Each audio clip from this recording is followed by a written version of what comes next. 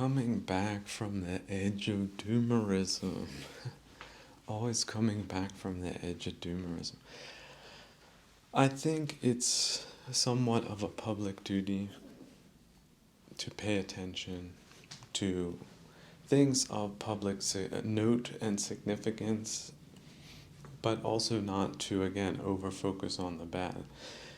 You could take a whole, in your week, your work week, take at least one day where you can just think about what would be optimal conditions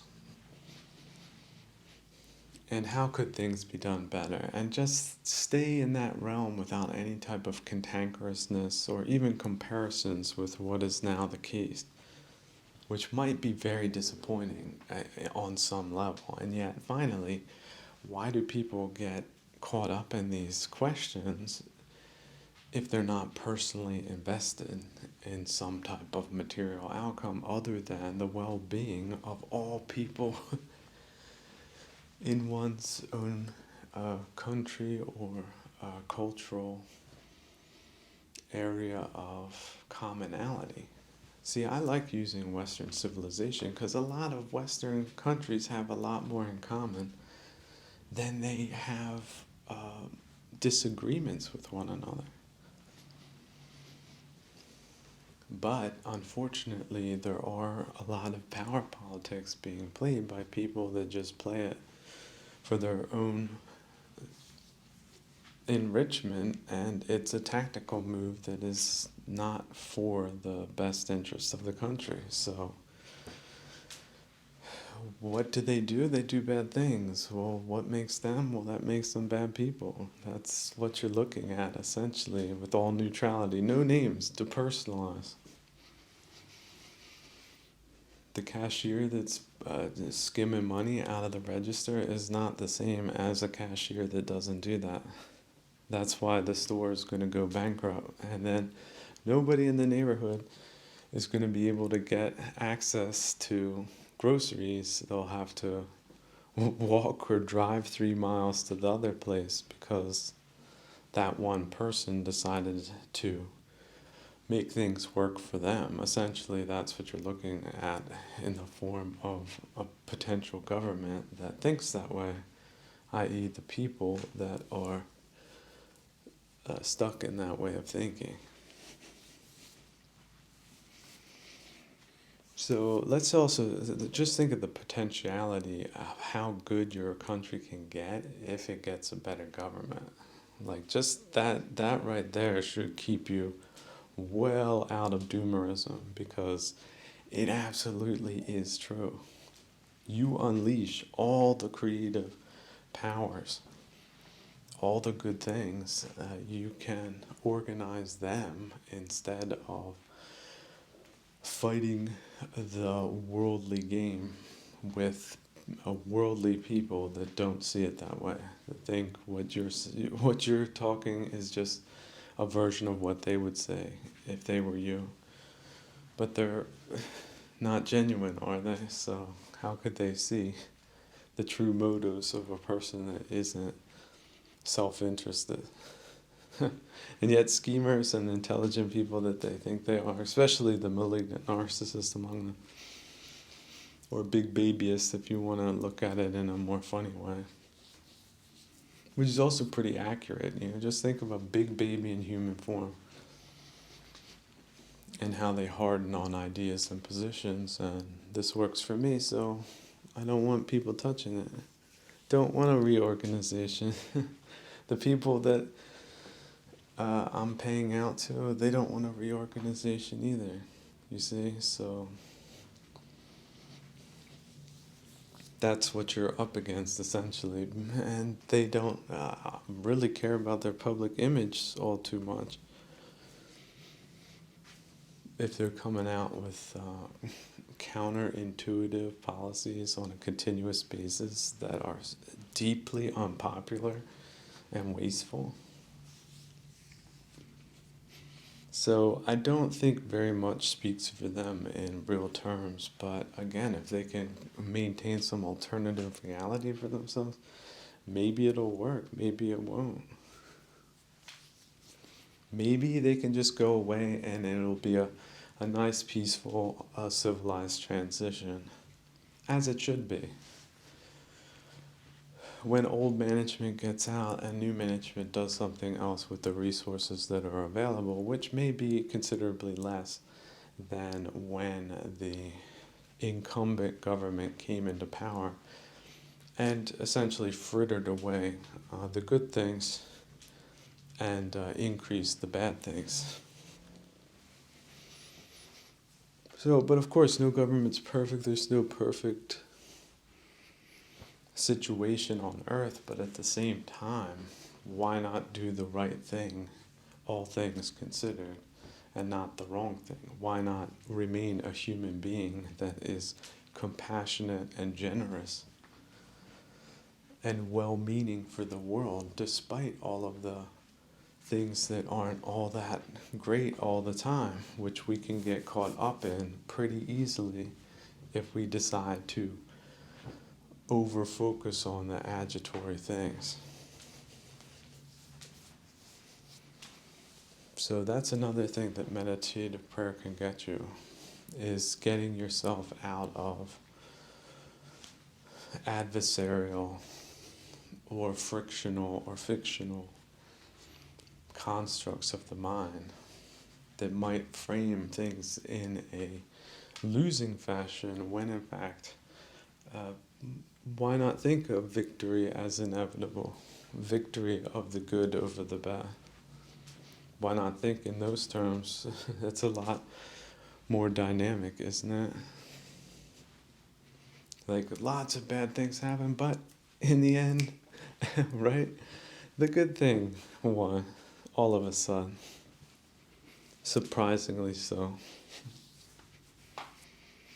And so then good things happened, or more good things happened than bad things happening as a result of a bad catalyst, you see? But good and bad, over time, is it good, bad, or is it always neutral?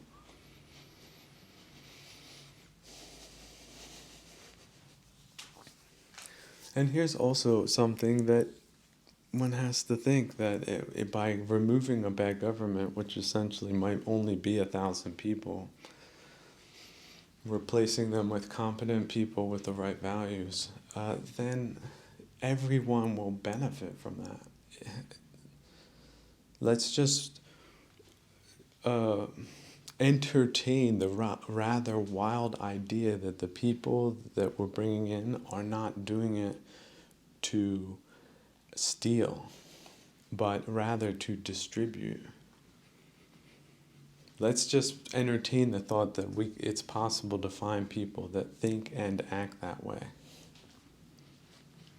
How much better will everybody profit by that? Even the people that that retire, that they obviously will vicariously benefit from all of that excess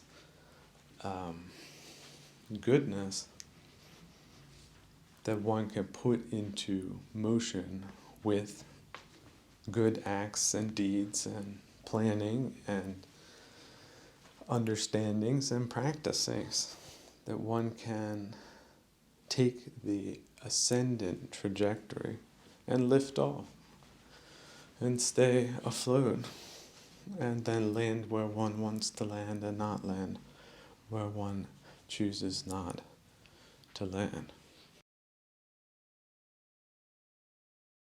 Here is also another way of looking at things, is that if you have a general, it's general versus general, then the generals, they're organizing their militaries in such a way to defeat the other generals. But if the other side can defeat you socially, which is to say politically, that you would do the dumb things and not the smart things, that you would be engaging with noise instead of signal,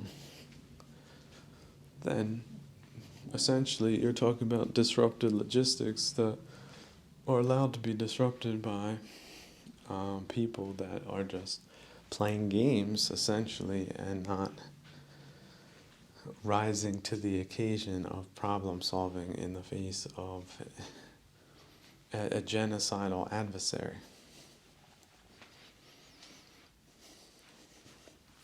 So if we look at the narcos, yeah, the narco is someone who is not playing by the rules. So if someone wants to remedy that situation, one has to stoop to their level. Is that how we want to put it? Or rise to the occasion? Does one want to frame that so that it takes on more of an appropriate characteristic and less of an antagonistic one?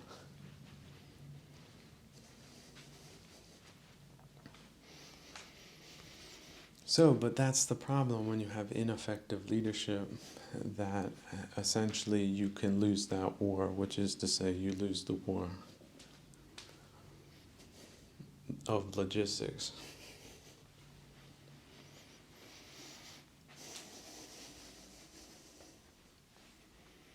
And so, yes, the people that just choose cowardice in the face of that, that's really not the right option, because that is the definition of losing.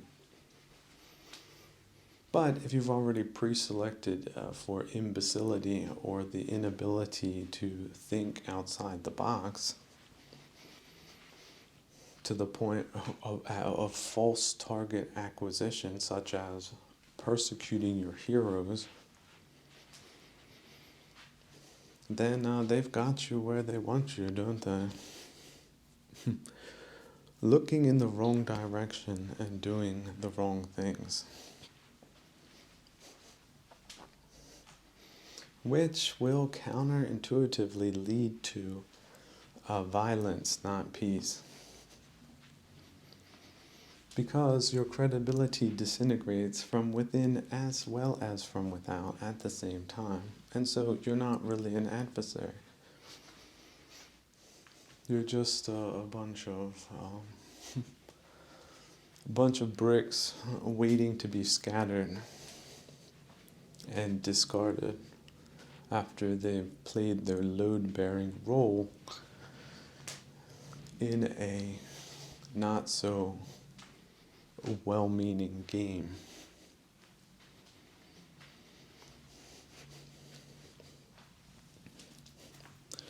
But returning to the optimism is something one can have when one has changed one's attitudinals that were deficient, and therefore right effort was deficient, and right view were deficient. But now they're not. And so now victory certainly is possible in every sense of the word, and it really does need to be in every sense of the word to be a true victory. If you ever find yourself saying, "I can't believe this," you can respond with, "Or can I?" And if you can't, why not? Because reality is showing you different facets of itself that might not have been what you expected them to be, such as the childish idea that one would just have a pleasant life where all one's expectations are met to the expectations that one has.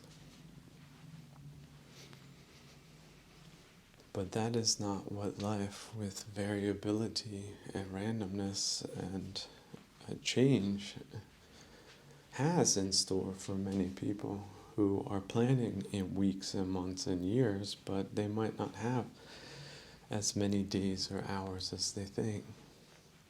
And so they are deluded until the day they die. On the day they die, they're as deluded as they lived. And so that's also a theory of these future lives that is so compelling, because if you look at it with that lens, then you can see that there's a certain truth to it, because there's a certain directionality in being deluded versus not being deluded. Which is to say, to be the straight arrow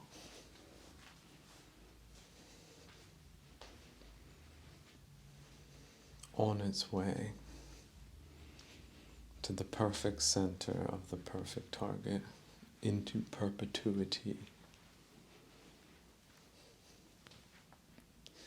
That level of Zen centeredness, fixedness, one-pointed practice.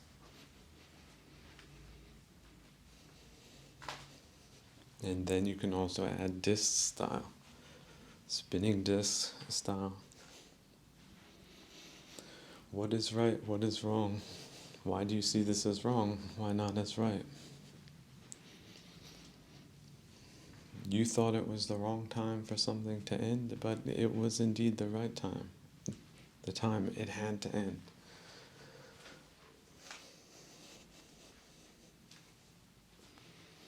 But sometimes it can be deceiving. You could think it's over, and then it could come back from someplace unexpected. And that can be bad thoughts. It can be bad expectations. Are the expectations that one have that cause so much suffering a good thing or a bad thing? I expected this person to be on time, but in fact they were half hour late. If some people can get really worked up over those things, especially if they happen over and over again. But sometimes everything works out, and so you can't really expect bad things to happen. You don't necessarily want to prepare yourself for bad things, but in retrospect, it's just the way it had to be under the circumstances. Maybe the person really did want to be on time, but there were all these other different factors in play that made that impossible.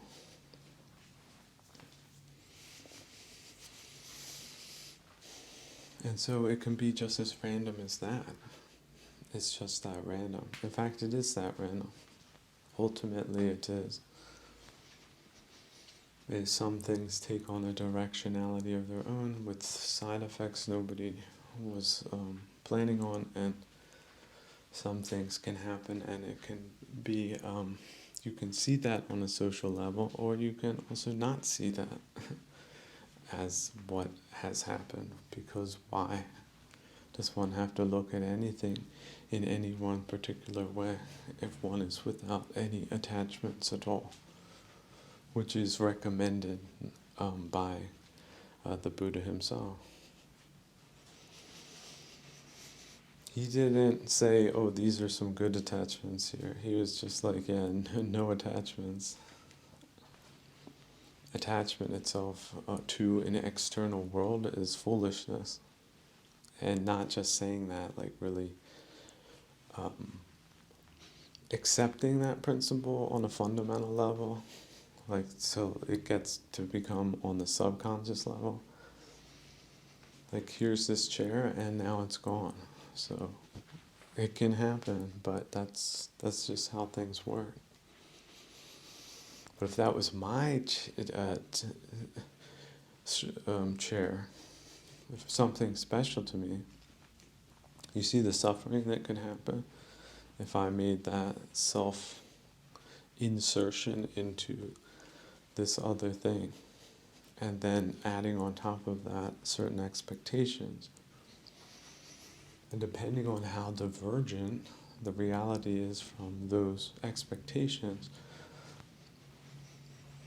the more difficult it can be to come to terms with that, because human beings really only have a certain spectrum in which they think in, and they don't want to be thinking in terms of bad times, bad vibes, bad projections.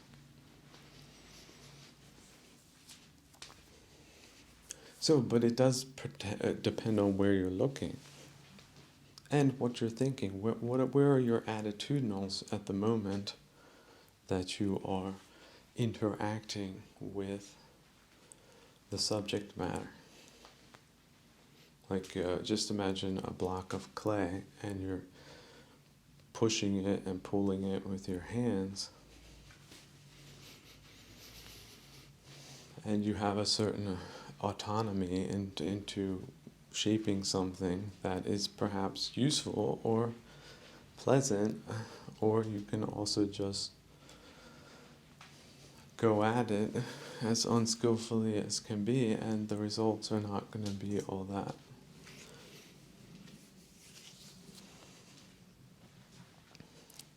other than what you're doing, which might also be not forming something at that time, but just playfully experimenting for the sake of it, not having an object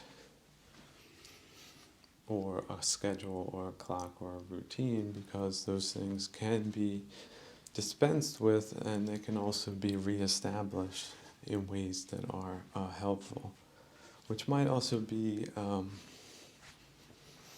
more quiet and gives you a lot of space and time to recharge, and that you're not running yourself ragged all the time, that you can take a couple of days off if you need to, and that's okay, because you do. If you do, you do. If you don't, you don't. Now that's not to say everyone should be overly sensitive. If you can increase your resiliency and you can increase your dynamic qualities, that's great. That's part of the healing process. That should be expected. But everyone needs to know for themselves where they are in their healing practice. And if they're still in the recovery phase, then that's where they need to remain until they can make it to the next stages. But, what are the next stages? That's a certain directionality should be there. But it doesn't need to be there all at once. People can take some time to sort some things out.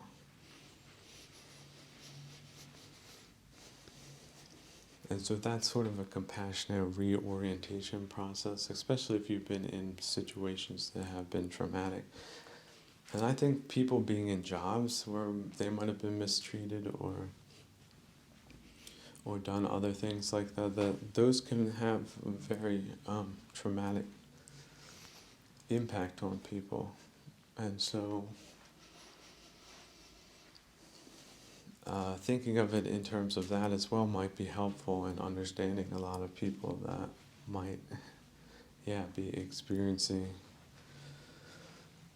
difficulties based on those types of experiences.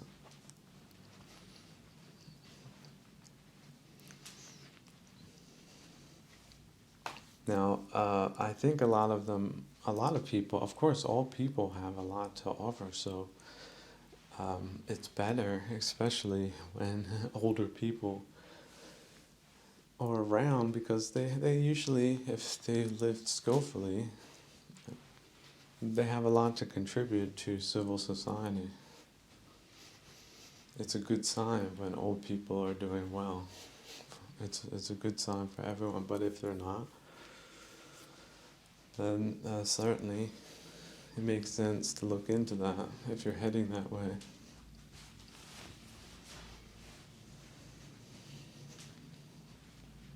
Which is to say that helps social cohesion. It's not just a charity.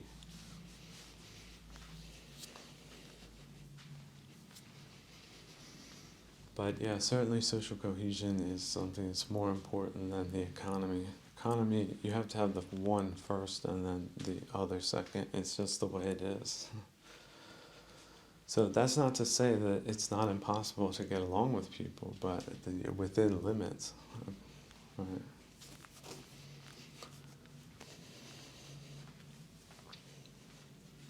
To not do that would be a statistic. And we know the effects of sadism is just the harm. So the sooner that that whole attitudinal situation is cured, the better for everyone. And this is like a no fight, no blame platform. So no fingers are pointed at anyone. It's just about evolving past this into a new civility that doesn't involve um, these types of malicious uh, activities. Because whether or not you're on board with this or not, it's going to have bad consequences in unforeseen ways if it's not put back in the box.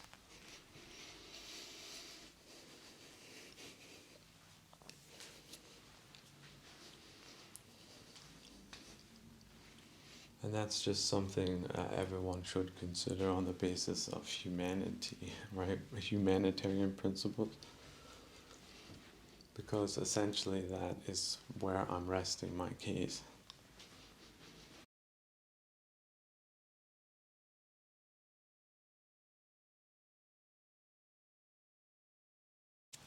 Another thing I've noticed about the current state of psychology. Remember, secularists only have psychology. That's a very scary thought.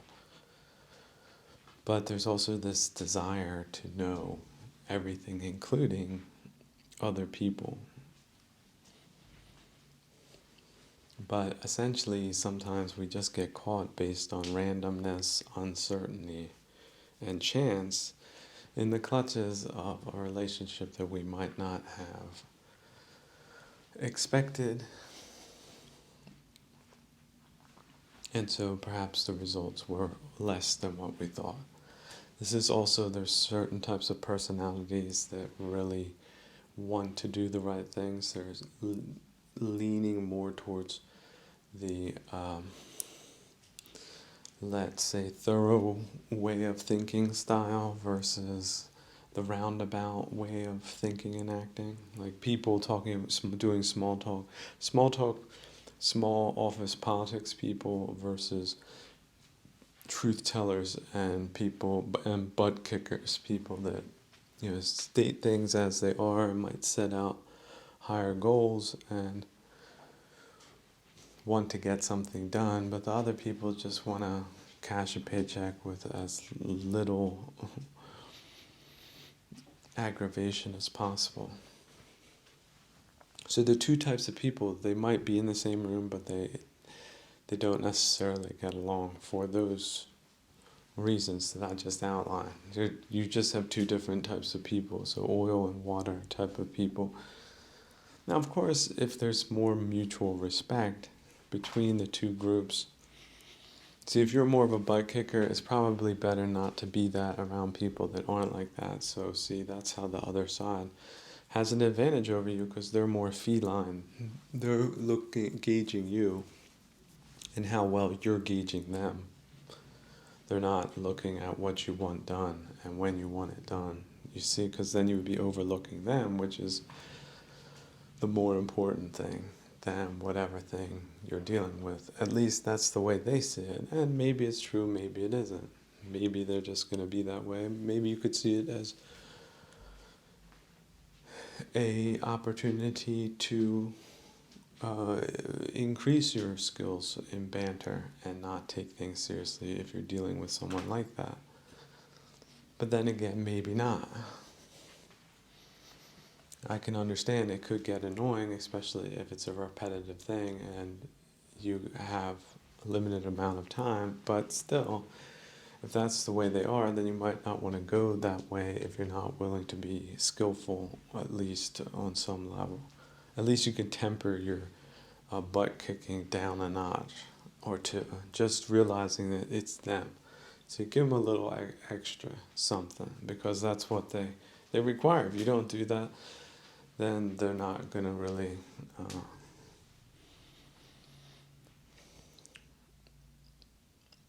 be working on an optimal level because then there might be some type of personality conflict that need not be there. Now, this is not to say that you can win them all. You certainly can't, but at least you're not the one that is just coming at people the wrong way without realizing it. Because that's a pretty unskillful position to be in. You show up, you're the perfect robot, you punch out the answer or what you expect to be the right answer, and you're surprised that it's not received in the way you expected it would. Because sometimes the truth is just one aspect of a totality of things in play, such as people's moods and people's attitudinals and perspectives, be they subnormal or supernormal, and sometimes tending towards the subnormal. But when you're in the swamp, it's best to have some gaiters on, right? Those ones with the suspenders, that's rubberized walking boots that come up to like the stomach above the belly button. So that even if you slosh around and the water sloshes up, it doesn't get into the suit. Which is okay. You can be in swamps if you're well attired, if you can pull it on and pull it off. Then it is nice to have one of those conveniences, is it not? But again, that might not be the right metaphor, because it's not always like going into a swamp with these people. It's an opportunity to keep things on the surface just for a little bit. Because maybe you're going too deep, too fast, too hard, too often, which can be tedious. Nobody wants to be pitched on the mound and just have fastballs thrown at them 10 times in a row, when it's supposed to be a friendly game. That's a way of seeing it as well. And coming back to hard people, yeah, I get it. We all want to get things done and we want to be the most efficient as we can be, but that's probably not the right way of seeing it either. Just because you can see things that way doesn't mean it's the best way of seeing things.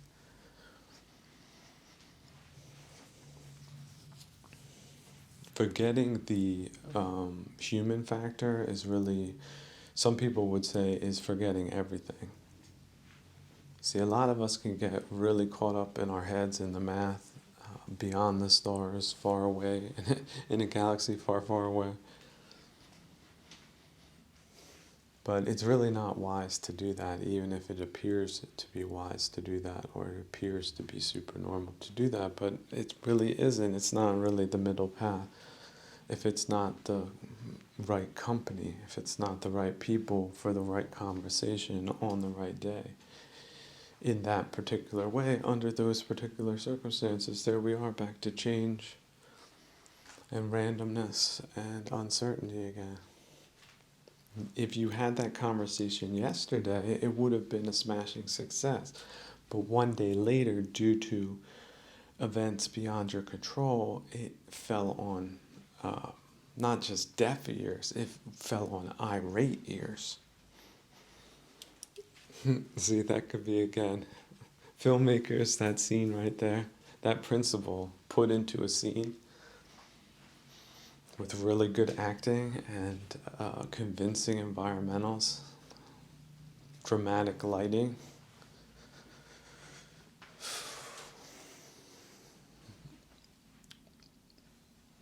That would be quite a thing. That would be quite a piece of cinema. But yeah, our lives are like that oftentimes. But we often use the high and the low points as our guides or indicators, or the things we return to, when in fact we shouldn't be doing that at all. We should not be having, let's say, overly focused problem solving placed in retrospect, which is sort of the psychological practice for secularists at this time. From the standpoint of Buddhism, that is considered an unskillful practice, because you might be getting knowledge, but are you really getting closure that way? For the Buddhists, the closure is the most important thing, not just the bookishness. It's the same thing with the Bible, same critique. Too much bookishness as far as texts go, but not enough practice. So, in other words, by reverse engineering all of these things that did have perhaps some negative effect on us, we're inadvertently engaging with it again and making it potentially anchored more in our personalities, which if we had just let it go, right, dukkha dukkha nirodha, then we would have been much more skillful. Right? It's okay to make mistakes. We cannot go through this life without making mistakes. It's okay. And it can take on comically tragical proportions in some cases, but the sooner you move on, the sooner you gain closure, the sooner you laugh it off, the better for you and everyone else. So that's not to say it's to diminish whatever pains one may have received, which the stories, you think your story is bad? Believe me, it's not even half as bad as the other stories out there. You think you were betrayed? You just go 3 houses down and talk to them about something. If people knew all the bad things other people experienced, their hair would turn white immediately, like the next day. They would be transformed into walking ghosts.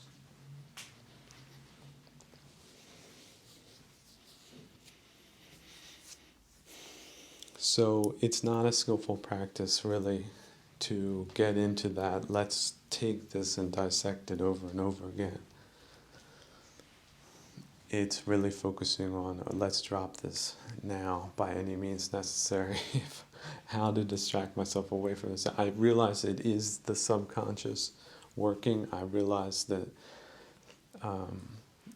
suppressing the knowledge or awareness of these subconscious processes is not wise.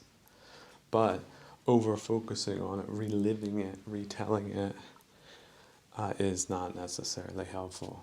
And even if you can put it in some parameters that make it easier to understand, it's really more about understanding that how other people can think differently about the same things as you, which we are a narrative or a narrator-focused, egoic being in many ways. That does not mean that it is super normal. That's normal. But the super normal way is to reduce the ego to zero. It's not you, it's not yours. It's not me, it's not mine.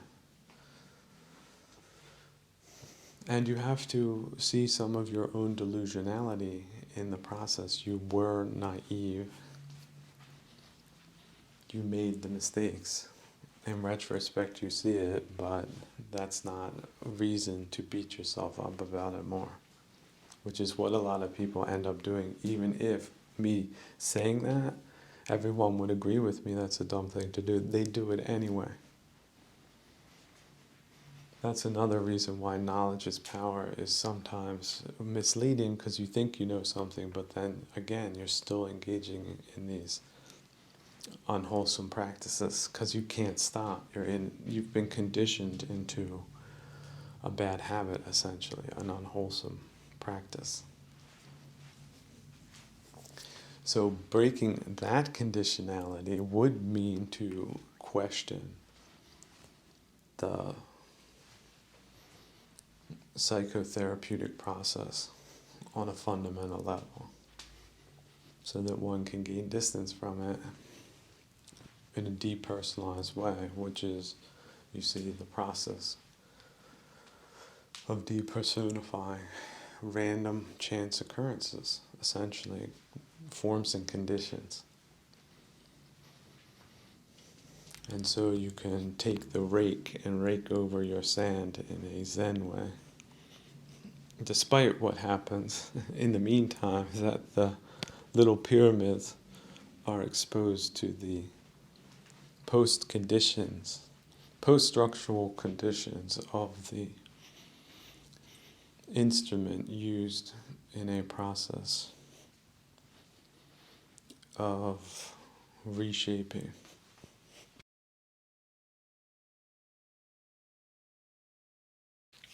As the war in Ukraine drags on,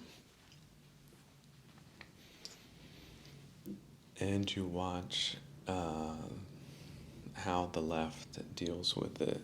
See, the left wants to think of itself or present itself as being on the right side of history or being humanitarians or being for the little guy against the big guy. But that's just a pretense. That's sort of, you could think of it as just a propagandistic activity. They want to look like the good person, but they're not the good person. They're not on the right side. Like, they want to look like they're on the side of the laborer, the labor movement. But actually, they weren't on the side of the labor movement. They were a self serving, radical class of people willing to do anything and using that as an escalator to power and positions that in any functioning society would have excluded them for a numerous right reasons. One of the first being their proclivity to live in an alternative reality where they can do no wrong and everyone else is there to serve as their supply or disappear, essentially.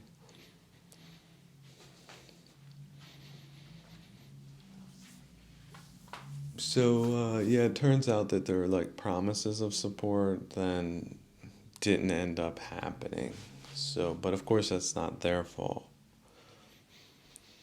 It's somebody else's fault, but not theirs, because they're big into that game as well. Like all the crappy political games that we thought were normal really aren't, but they like to think that that's the only way politics are done. So again, tactically, they're there in front of the camera. Strategically, there's nothing behind what they do. In fact, a lot of the things they point to as achievements are just total historical disasters. Their sociology is a historical disaster. Their social effects are historical disasters, but they like to point to them and still point to them as like some type of achievements. Like the revolutionaries in Cuba, they are still in this day, this we're still talking 2024, they probably still have their little parades, right? Where they all dress up and celebrate what a great thing it was that they took over power. And on those days, everything has to be sanitized. Like, you cannot protest on that day. Although you really can't protest any other day either, but especially not on their big fake alternative reality days. Like, they have these crappy things they celebrate, their ideological conformancy tests, and you better celebrate them. And if you don't, again, you're a bad person. So, despite the realities of the situation, it has to be an act of will to conform to their narrative because they say so.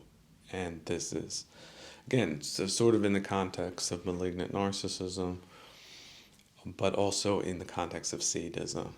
Like, they get enjoyment by forcing people to do things that essentially are humiliating, because there they are celebrating a government that doesn't work for them in any key area. Not culture, not the economy, not the legal system. But there they are out there celebrating them because they said so.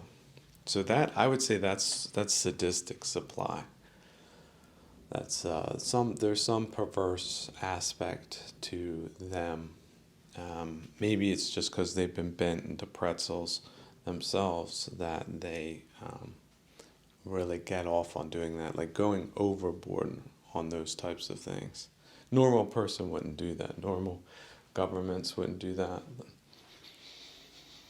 Like celebrate the big mistakes in history that um, essentially their cult, political cult, has deemed to be a good thing, but really wasn't in historical terms. But see, then again, we come back to the battle of the bourgeois because, yeah, you're a historian that might see it that way. Well, you get canceled. Your book pulled from the shelf. It never existed in the first place. That's how their management technique takes care of inconvenient alternative realities to their own. So the slow boiled, um, half cooked left of the West has just continues on in its captured ideological boilerplate. And they're not going to be questioning their lives at this late stage. They're just going to continue with the myth making and the myth um, projecting, myth producing side of their activities. And the main thing, which is personal enrichment, personal aggrandizement, and also conformity and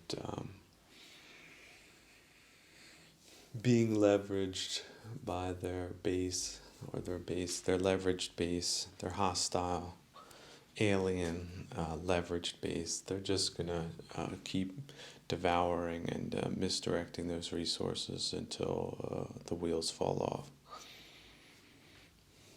So you could see it. There's different times, different places, it's different people. But it's just they organized it in such a um, holistic, um, full spectrum way that it's been at least this version of it has been so absolutely catastrophically horrible for the entire civilized world.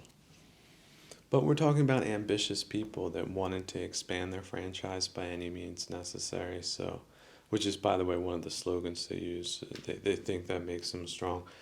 It's like a strong bacteria, any means necessary, attacking a healthy body.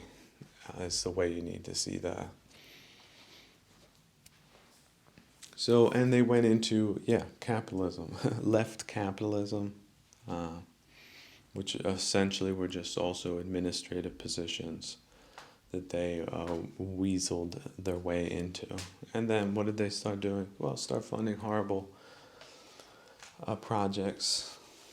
Um, big component of revenge. There was less revenge, I think, tolerated in the Eastern models. It was just pure conformity, but in the West, there's a revenge component to the leftism. So getting into capitalism as a crappy leftist, like the Greens do, the little Russian stooges, little green men and women of the Green Party. They go in, become a capitalist, and then they invest in, yeah, basically scams that lead to increased energy prices and housing prices. And so they become like the worst of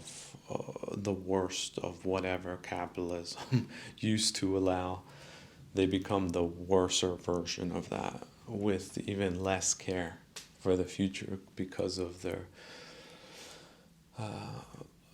inexhaustible supply of revenge that they want to take out on what they perceive to be class politics. That again, no normal person is seeing things that way, but they aren't normal and they don't want to be normal and they don't like the normal, but they're looking at it from a subnormal perspective, not a supernormal perspective.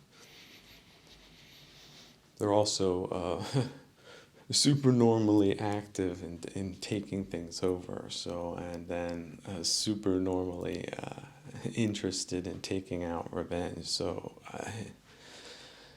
I guess we can't really call that super normal, can we? We could just say that, sort of call that ambitious.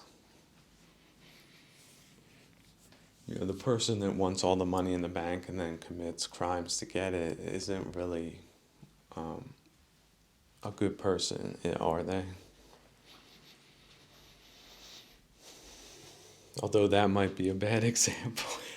Let's say there's a bakery with wonderful pastries that were made with a lot of effort by the people who get up early in the morning and put in a lot of time to make those things. And it takes a lot of talent too, a lot of dedication, more dedication than they're probably getting paid.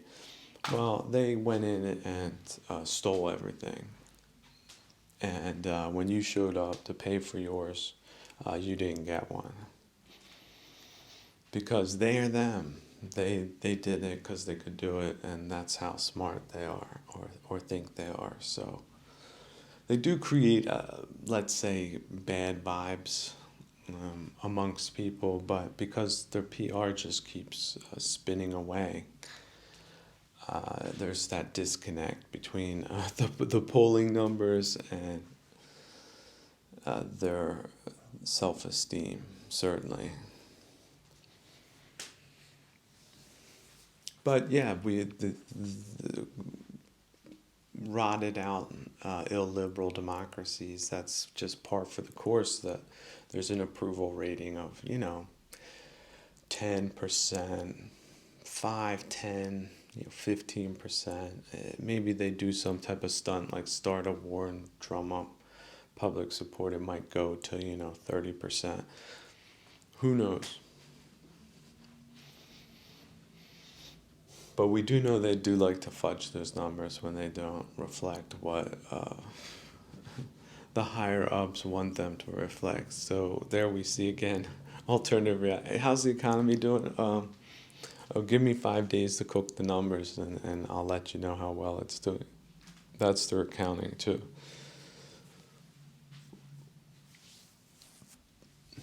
So yeah, really unfortunate.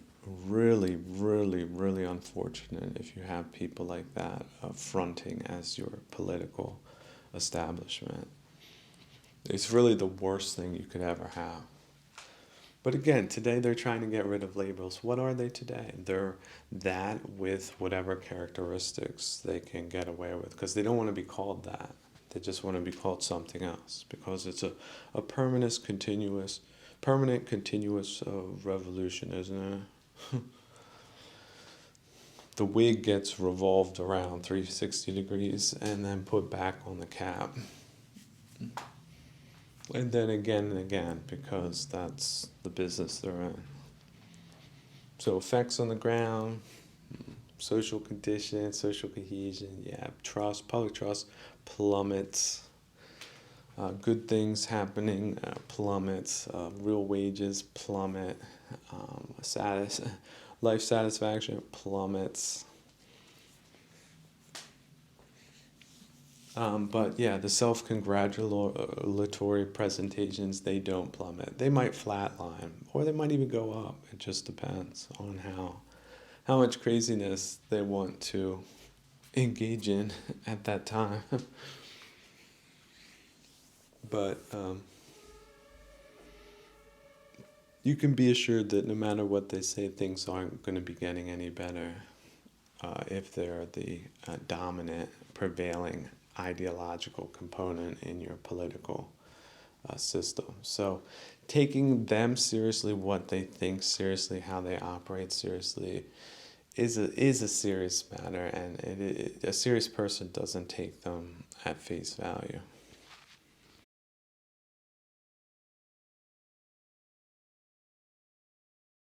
For Westerners in this time, I ask you to forgive yourselves for being deceived.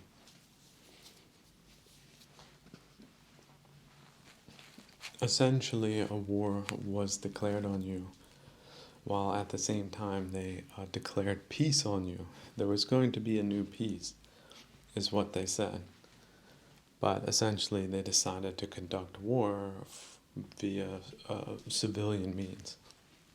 While not saying that they were conducting war, they were just changing the culture, just this little thing. In universities, you have these, crazy, hip, progressive professors that come up with all these wild ideas. So that's not your thing, is it, Grandpa? So just leave us alone, let us do our thing. And they got to young, impressionable people and taught them the exact opposite of what they should have learned. Taught women to hate men, right? Hate themselves, hate their culture. And men too, as much as they could do that. Maybe they only got 60% there, 30% there. Then they added the conformity to their tyrannical, sadistic culture and produced a bunch of masochists that were captured in a culture that they didn't think had left them, but actually it already did. It's just the streets were the same, right? Place names were the same, people were talking the same language, but they were talking a bunch of crazy, destructive nonsense. And with all of the passion of somebody who really believed in their cause, with all of their revolutionary zeal. How about this? Some of them got charged for that by shooting too many people in places where they could get away with it, then ended up getting shot themselves. So where that's coming from is probably not a good place, that type of zeal do thing. But yeah, sadists have a certain zeal. Narcissists have a certain zeal. A lot of schemers have a certain zeal. And people who don't give a damn have a certain zeal for certain things, just not for you, or anything that matters to you, or anything that should matter. They don't care. Look at that, just a big zero. It's very prevalent amongst certain people in certain professions where they're required to lie all the time, but who would do that except a really bad person? But they got the job? What does that mean? So yeah, politics works when there's a large amount of people keeping a close eye on who gets in and who doesn't. And if you let a whole bunch of people come in that were maybe coached or prodded or propped by terrible geopolitical actors that had nothing but larceny, robbery, and destruction in mind, or maybe business, they want to focus on the nice parts of their operation. Let me focus on the business part, not the other parts. Well, that's great for them living in their little bubbles, isn't it? But not so great for everyone else that they sold down the river. And they did. They sold the whole project, not just the people. They didn't know you personally. They just sold the whole concept down the river of a nation state run by upstanding people working in their own best interest without an artificial class of pseudo-revolutionaries that just take these old ideas and repackage them and re-instrumentalize them against new people that are innocent and want nothing other than to be free of them. But they don't want that. That's the point. You're in their system. That's the way they see it. And they would rather be calling the shots than letting somebody call the shots on them, because of course they don't trust anybody to do that. Because they're not the type of person to trust people, because they know why you wouldn't want to trust people, because they're on that side of the spectrum. But of course, presenting themselves to be paragons of society are then sort of part and parcel of the flim-flammery business that they're in. So all that flim-flammery does add up. You don't do this to see. You even have experts. How about this? They'll pay experts to give them a report what they should do, and then they don't do it. Right? They blame other people. They just didn't have enough. There was this faction that wanted this much baloney, and so they got it just like every time, because they're the baloney people. They're not the, promise the baloney, don't deliver the baloney people. So all the baloney goes to them, and the experts, their whole list, maybe 40%. They'll throw 40% to something if they have it left over, but of course there should be 110% behind these things. But there's a lot of shoulder shrugging, a lot of motions, a lot of fingers pointing in different directions, a lot of inferences, a lot of shuffling, a lot of, okay, what's this week? We're getting bored with this story. What's the new thing? Oh, some lady got stuck on her balcony trying to save her cat. Somebody took a picture of it. Let's run with that. I'm feeling a bit down this week due to all the other more ominous things. That's essentially your infotainment bubbles that most of these people live in. And then, of course, like half of their information is factually wrong. So, but they know things, they think. They're really strong about their opinions. Okay, what? I don't think a relationship's going to work out there long term unless you don't talk about anything. But that's probably preferable because they're primed and ready to go to explode over basic truths that shouldn't really disturb anyone. And look, that's one of their things they're pushing. It's just a psychological attack vector. So let's take some type of very divisive thing and make it the public thing and just make it an ongoing thing without any resolution or regulations against it. Or anything other better going on. That some better thing is probably going on than their nonsense. And so it's just a never-ending negativity, source of negativity and stupidity.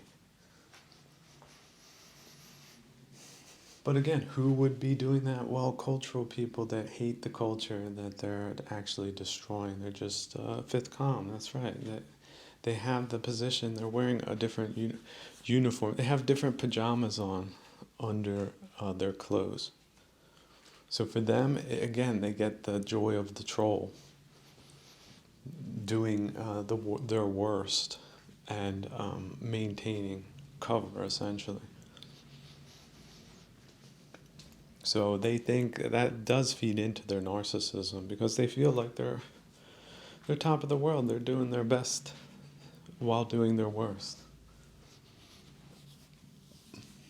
So that's a certain type of impunity that a lot of people wouldn't expect, and yet that's what they use.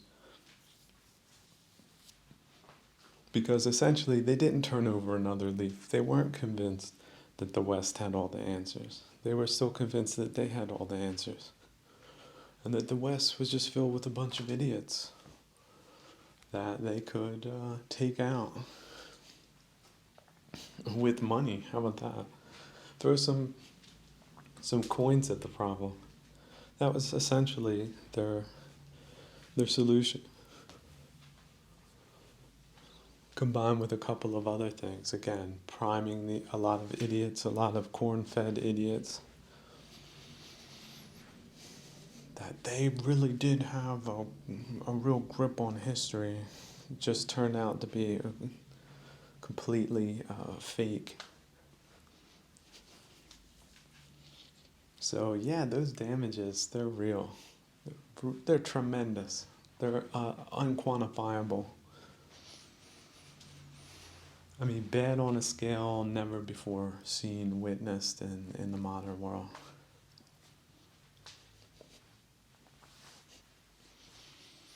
And so people think, well, it'll plateau. Well, why? Why would it plateau? Like, where do you think it's going to plateau? Because, again, there's lots of nice examples out there. Haiti, is that a plateau? Is that a desirable outcome?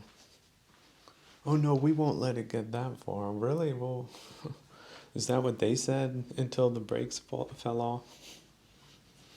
Everybody thinks they've got it, but there are some people that will take proactive measures to take the right maintenance steps, replace somewhat worn out components in advance just because they don't want to have the possibility, the heightened possibility of being engaged in some type of catastrophic incident or another, or just even being inconvenienced And so they take preemptive measures to operate in a more professional manner, which is what one should do.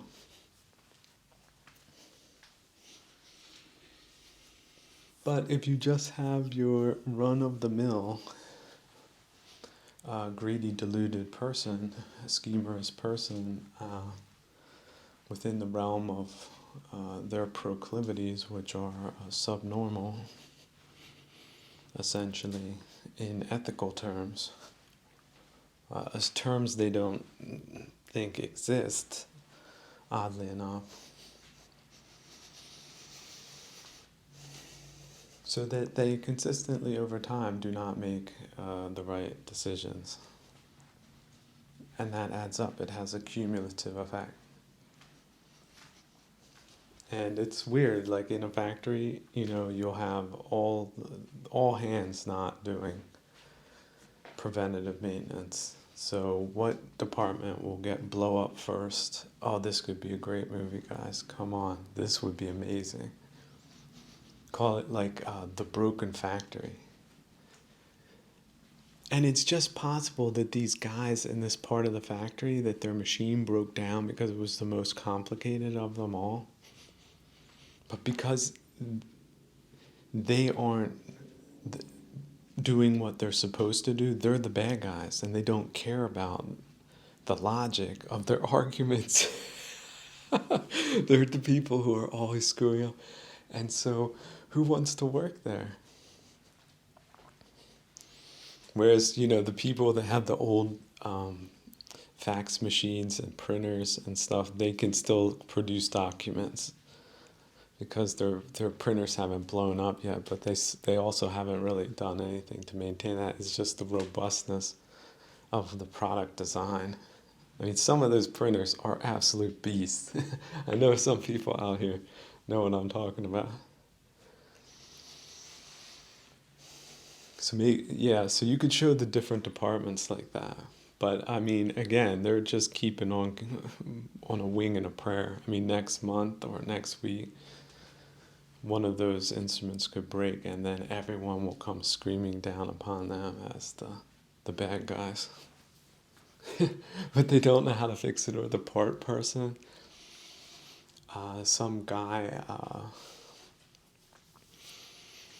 who whatever fudged something or other, has a know-nothing job. He's a part of the pointer class. Murdered some guy, some engineer's wife, and then he stopped working there. And so since then, it's just been this looming cloud of things going wrong. But of course, nobody can leave. You're sort of stuck in a one-pony town. It's maybe like a village factory. Oh, man, I could turn this into a really great piece of cinema. Just what I would like, how I would show the plants blowing in the wind at different times to convey a certain metaphor. And sort of more the bleak house, like Dickens, but way darker, like more Poe. But some Dickens and Poe and Shakespeare, sort of a combination of those three. But not just always down all the time. There would have to be some humor. There would have to be some humor somehow.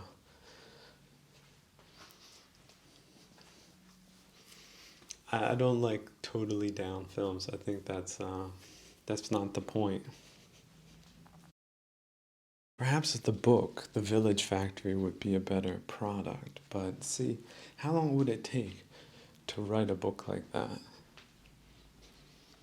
Let's just say 3 years. Now, some people, there's different ways of looking at things, right? If you took the 3-year approach, then it's no pressure, and it would be just one of these things you devote some time of the day to.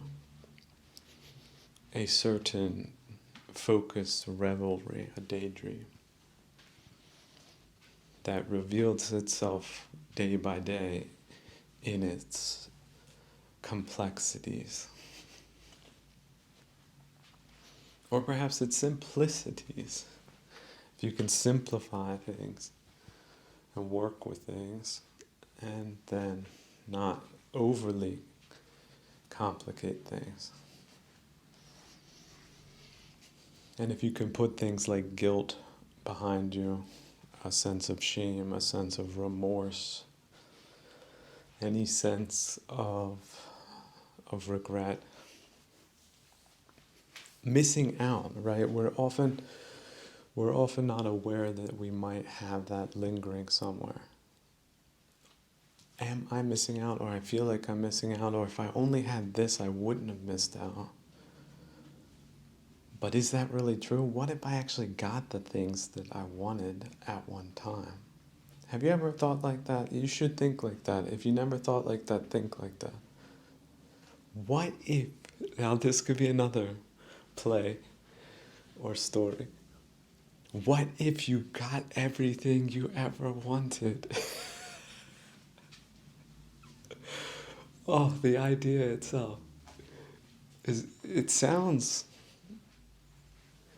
convincing. It sounds pretty convincing, doesn't it? But a lot of times we want things that it would be better that we never get. Many times, many times. Many more times than we know. Because why? Because we're ignorant. We think it would have been like this, but actually it would have been totally different. And why is that? Because we're ignorant. We don't know. We didn't know it was going to end up this way. We thought it was going to end up that way. So this is why it's always good to come back to the here now and take a deep breath. Because if you're still kicking, if you still have your wits about you, you still have your sanity, you still have a little bit of that thing called cheerfulness and gratitude, maybe even a little joy from time to time. How's the sun shining right now? Or isn't it nice that the sun isn't shining? You can take it either way. If you were thinking that you might be missing the sun, then think of like the day where you were just stuck in the sun and burning away, and how awful that was, and how nice it is by comparison not to be under such a sun. And if you've been in dark places like caves or basements or other places, and then the sun is shining and it's just lighting up the room or lighting up the world, lighting up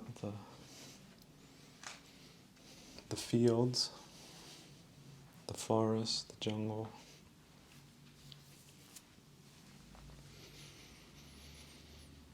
Then experience that moment detached from past or future.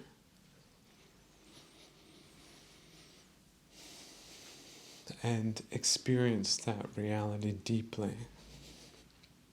Because it is your own, it is your experienced reality. It's not a gimmick. It's not a promise. It's experienced reality in the here now. One detached from both past and future. And that we can generate that wholesomeness, goodness, and freedom within ourselves, no matter what, no matter where, so long as we have the skill to do so. The skill. It's not about power. It's not about strength. Although those things certainly come into play, but skill is the thing.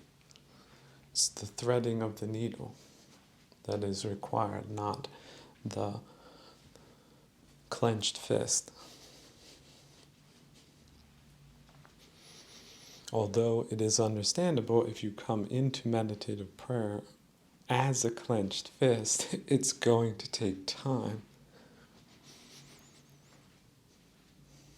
to release, disengage, disconnect, whatever it is that's amping you up. And reflect, what is it, where is it coming from, what could it be, and okay, let me let that go, because I'm doing this right now, and this right now requires me to do that. It's not personal. It's just this thing right now because that's this practice right here. You see that type of delegation? It's okay, let me look, my pants are splattered with something. I just walked in off the street. So I'm going to take those off and put them aside for a moment. And the shoes, I'm leaving those also in front of the door so I don't track the mud in. Then I might even go, if there's facilities, I will wash my hands and my face, but I will do so more mindfully than normal, as also a beginning to a spiritual practice, which involves and engages and activates the purification process, that it is a component of it, an accepted ritual, a good outcome, and a good way, a good process. Although being purified is not something that one is all the time, but one can come back to the process of purification and re-purify. Have you ever washed your hands once and then you walked around and then you looked at your hand and noticed it wasn't enough? So I'm going to have to go back, and you go back and you wash your hands a second time. And this time you might focus on whatever spots you're dealing with. Were you changing the oil? Well, you might be dealing with oil stains. A little bit more difficult. There's also different techniques you can use. Like mechanics know how to do it way more skillfully than you do. But if you're not dealing with a lot of oil, then that might not be the purification process that's appropriate for your life, which it most likely isn't. But maybe you have something else that requires the same type of dedication and speculation and adaptation of skill so that you can skillfully purify what it is you're dealing with in terms of unwholesomeness at the time. Is it anxiety? Is it depression? Is it a mania? Is it aversion and desire? Is it this, and it's all the same? So you got to unpack these things sometimes. And you do need to take the time, and you do need to have the neutrality to do so. So don't try to jam your practice up if you're not ready to look at things neutrally. The first thing is to reach a state of neutrality. Once that is reached, then you can proceed slowly with a playful curiosity. Go through things and let things go, one by one, untangling the knot, and not being rushed in the practice, because by doing that, you really are freeing yourself. You know that. You can sense that. It is that. It's not that you're unnecessarily touching things you should leave alone. It's just you sort of have to touch them sometimes to understand how they're being held together so you can detach the knots that hold them together. And it might be you can't get the two knots done, but the one knot is looser, and that's the one you loosen, and then the string falls apart. The causality of the thought is detached.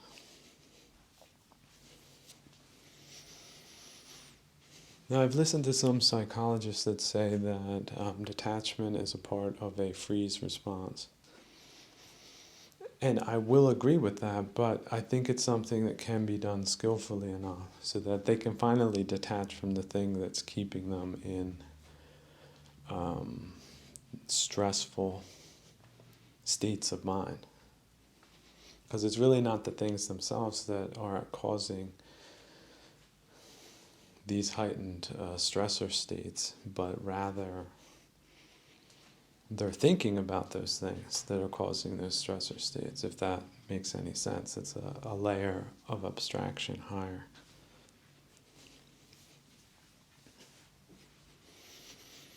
So, but by bringing people to that level, then they can detach, and then it will bring down their stored trauma, level of trauma. It will reduce that. Because it's often people that have a heightened amount of stored complex traumas that are the ones that are the quickest to flip into a free state, even if the conditions aren't really there for that, to justify that happening. So their fuses are real short, in other words. But if you are able to detach the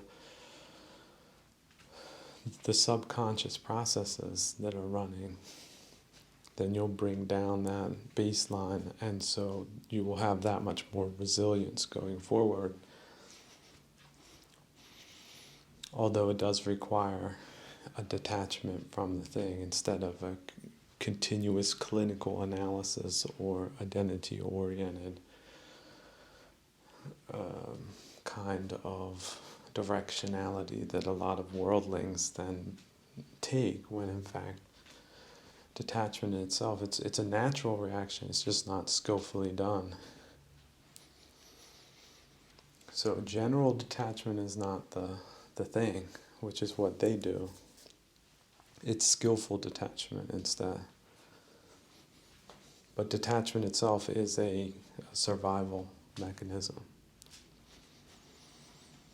So it's like, you could say a scalpel can help you survive if you need to perform surgeries. But using the scalpel skillfully is the key. But the scalpel is detachment.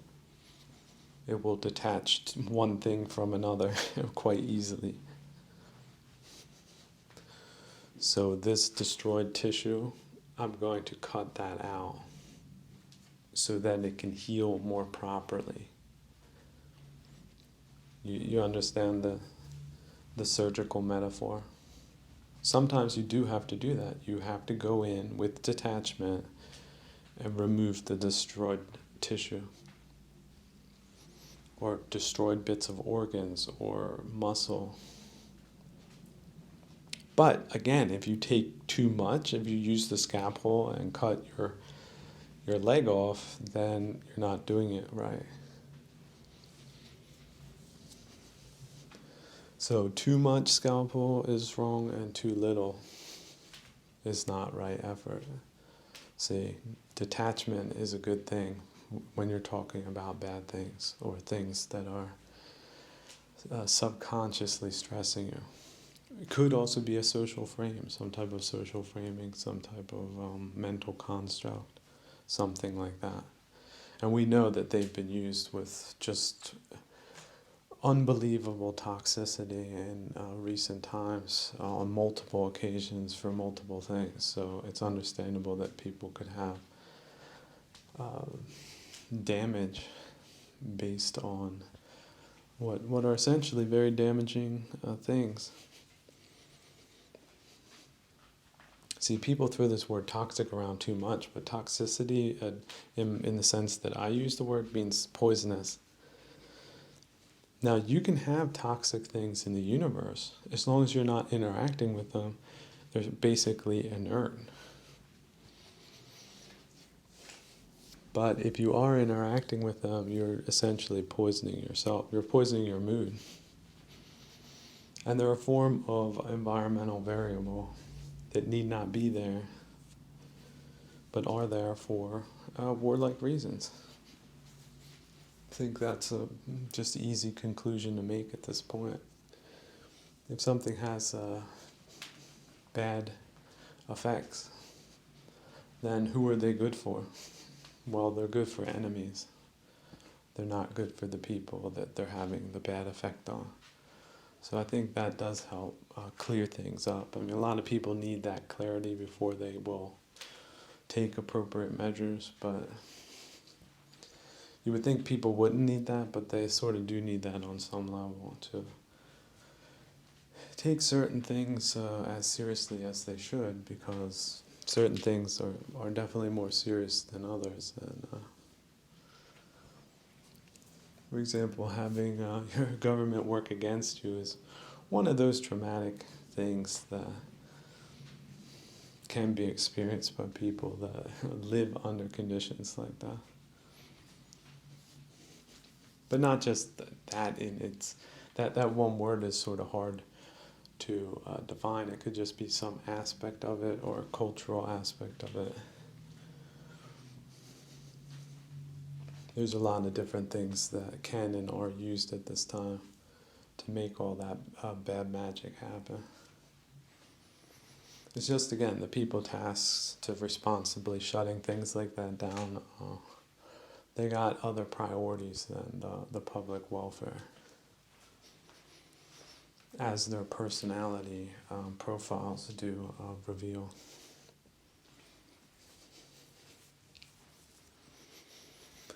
So I wouldn't say that's a general indictment.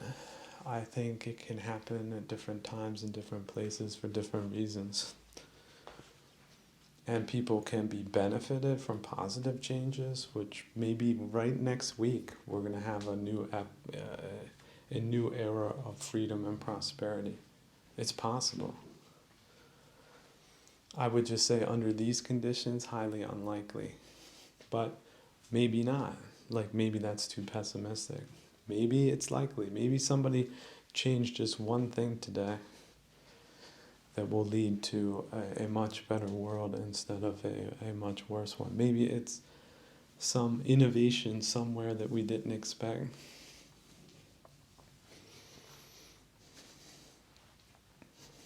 And maybe people themselves, if they start this practice, will look into themselves individually and change themselves accordingly using purification processes and prayerful meditation. Blame, blame, blame, blame. Think of blame as a sign. Blame is like spitting bullets, but you're shooting the gun, right? You're loading the bullets. So look at the bullets you're shooting. Those are the things that you need to disable. So just, if you have like a magazine, you can just use your thumb and click, click, click. And you might even want to do that just to visualize how you're not blaming others. Because you're not really shooting the bullet to them, you're shooting them at yourself. Because you're the one that's generating that aggravation. It's just the illusion that it's something out there, it's that thing that you're blaming that's causing that, but no. It's you shooting the gun at something, but it's that something that you're using, if that makes any sense, to get you to shoot the gun. But you can also not do that. But it might happen without you realizing it. But you can catch yourself when you find yourself blaming something out there. Because that's the sign that you need to stop doing that, and you need to look into how did those bullets get into the magazine anyway?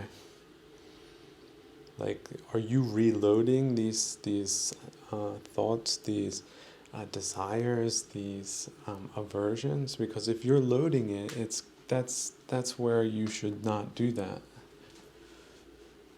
But you might have to go down to that level to unpack that, which means you have to click out all the bullets and look at it, and then finally realize what you did and how those things got there. And isn't it funny that those things are still bothering you on some level, but it can happen. The human animal.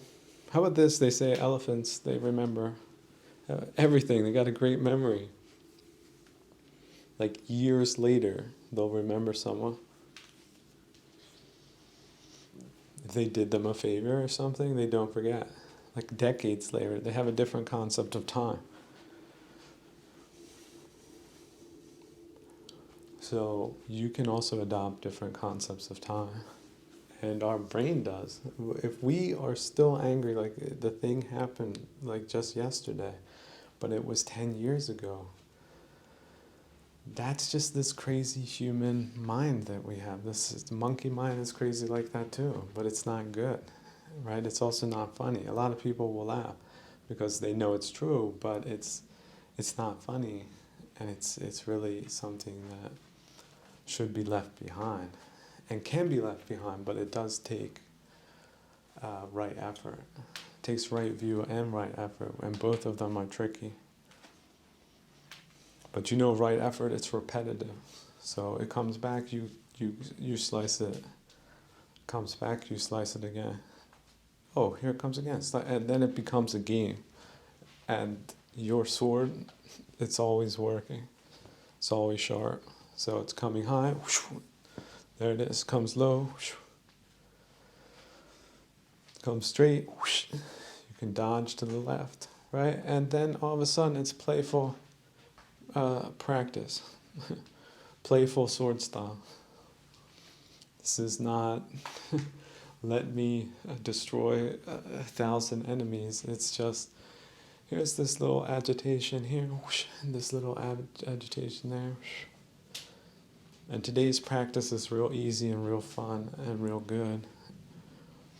And I'm not in the middle of a hurricane. Because that can happen too, but then that's that moment of being in the hurricane and not just the playful light moments that we can have in between whatever it is that we feel is important enough to distract ourselves with, which may or may not be wholesome. So we can fall back into those habits, but we really should take a little bit more discernment as to what we're falling back into, and if we can maybe make that optional, like, wait a second, the Ajahn said that one should not do this, so here I am catching myself doing this, and just because he said it, I'm not going to do it.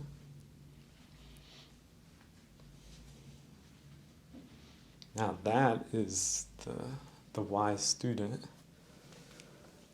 But the wise student knows he is not wise. Later, it is up to the teacher to teach himself again and again how to be compassionate for a human animal, for the human animal, for also being an animal, also being a human, not a failure in a social context, or a failed competitor in some competition, or someone done wrong by something or someone. Somehow this historical occurrences, we can get so crazy. What if I just decided tomorrow that the Titanic was an inexcusable tragedy and somebody needed to be blamed for it? And I were to make that a big historical issue. Of course you could do that, But how absurd would that be? See, that could be the other book I'm writing. It's a parallel alternative history where that issue becomes the biggest issue. It never was an issue until it became an issue type of issue.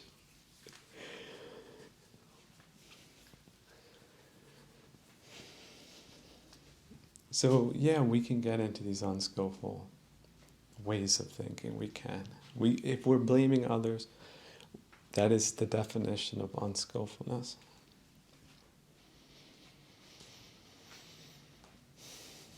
And so it's not about blaming others. It really is about living skillfully.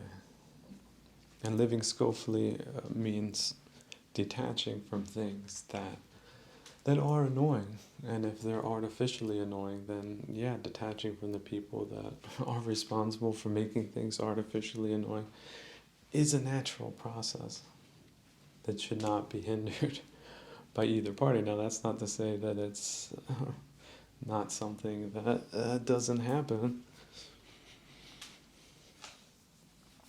But oftentimes it's a relationship with oneself that one's really dealing with. One's own shadow, as they say.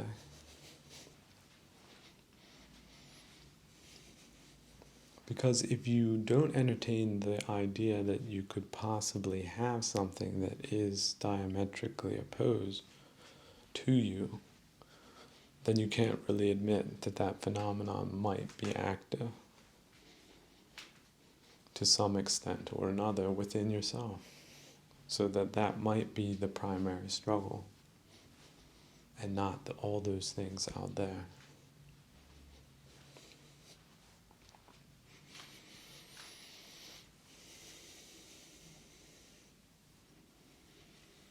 So these are some of the final realizations that one can have to give oneself the optionality of infinite view. Coming back to a second to what I like to call now as OCs, Overton conservatives.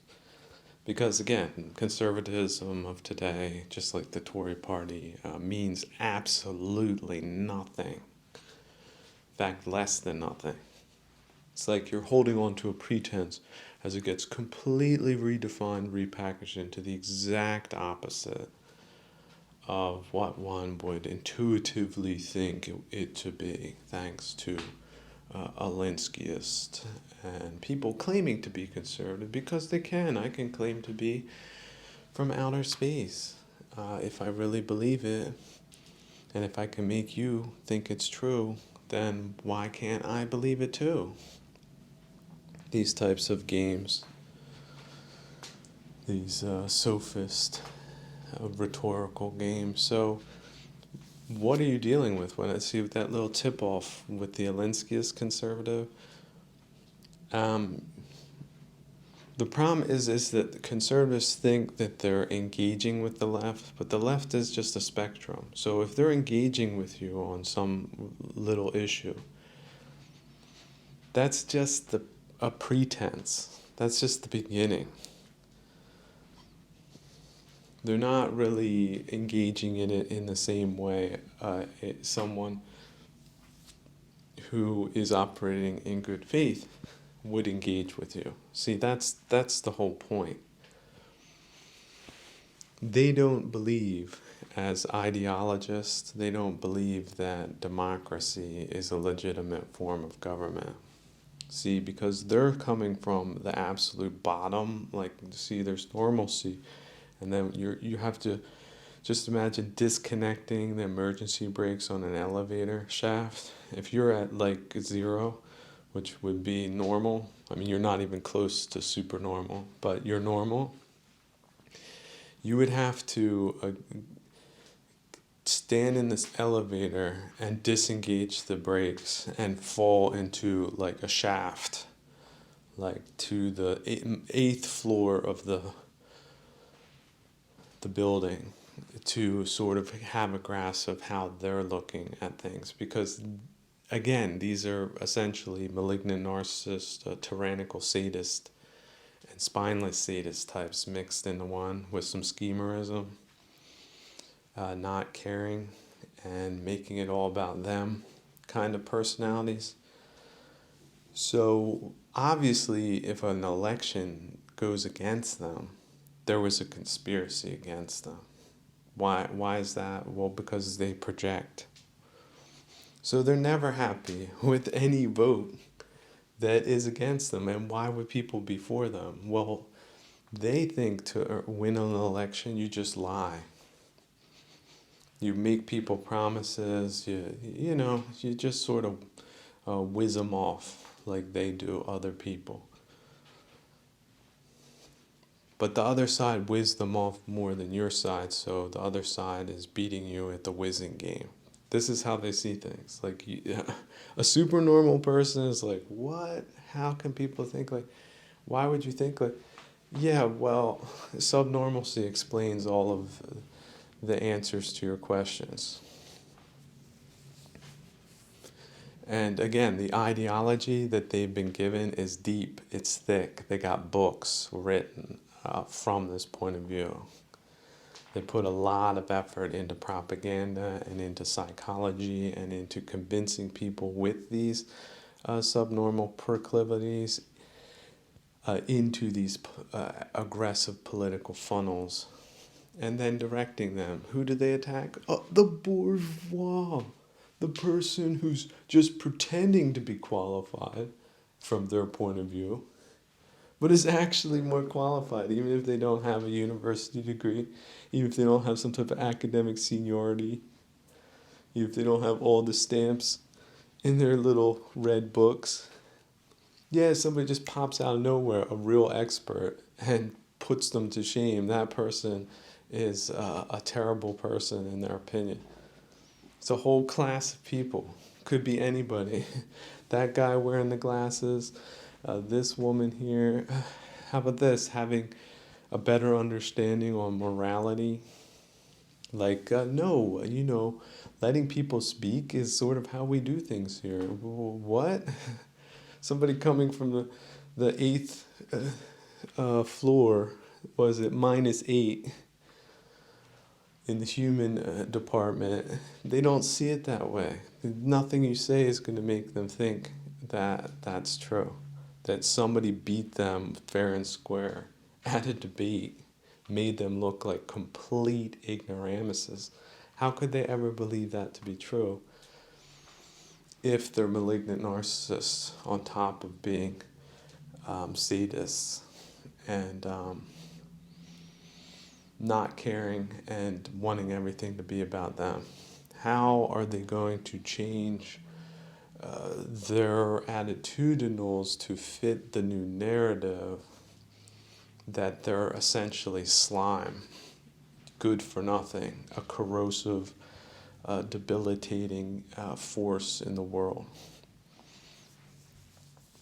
You see, they don't want to accept that.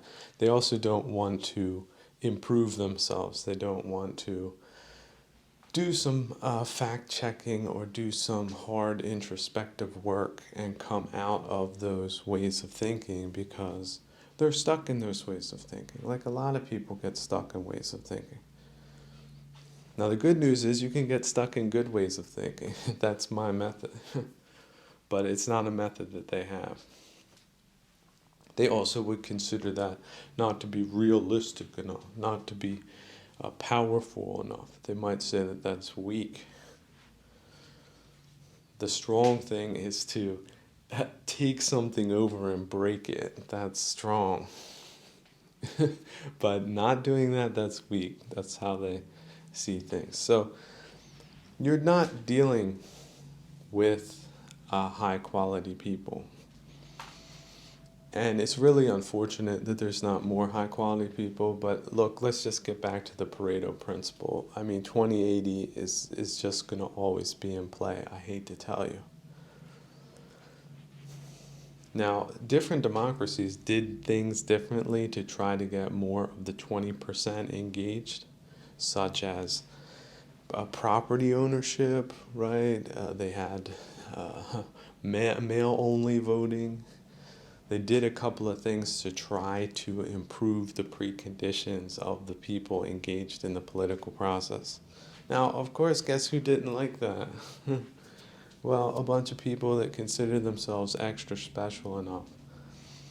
And then also put upon enough by the system that that was just unacceptable for them.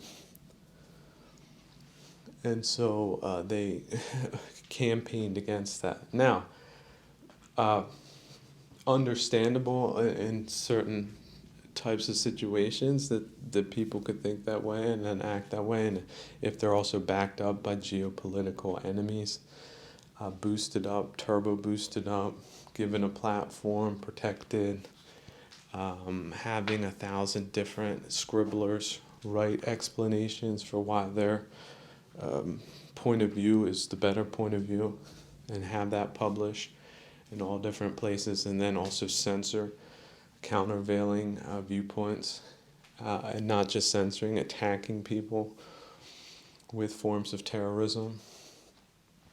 Yeah, you can see how your electoral processes could corrode over time under such bad influences. So, yeah, coming back to this whole Overton conservative desire to engage in opposition like that, that is not the sensible thing to do.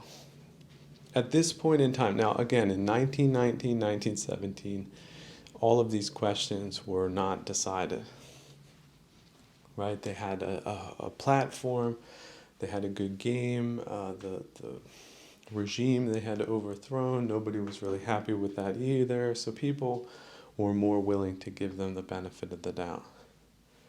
Now, 100 years later, we know it was a complete farce and the wrong thing to do.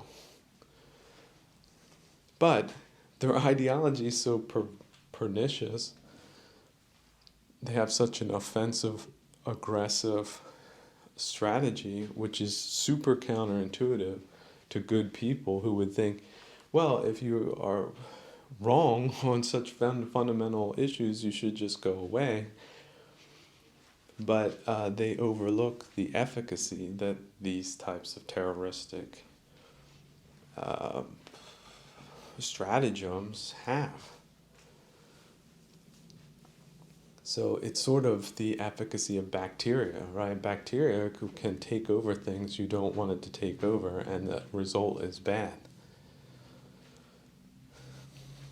But trying to find some neo-Darwinian explanation for why bad things should take things over because they have certain advantages if they're not addressed properly, you need to think outside the box and say, well, we don't want bacteria taking over our public institutions, so we need to take the right measures to make sure that doesn't happen.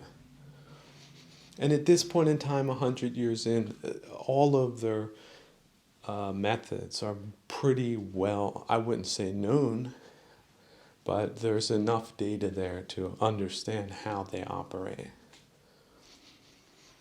For people that really want to effectively shut down other type of operations, it would not be difficult to do so.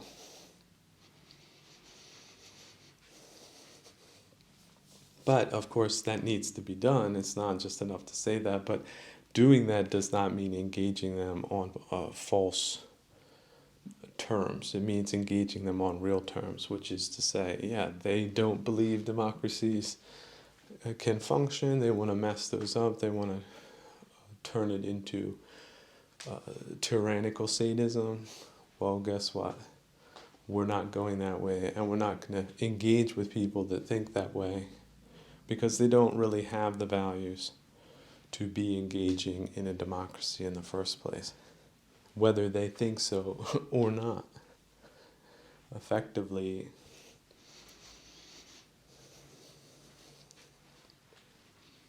confirming their delusionality and stop being delusional in return.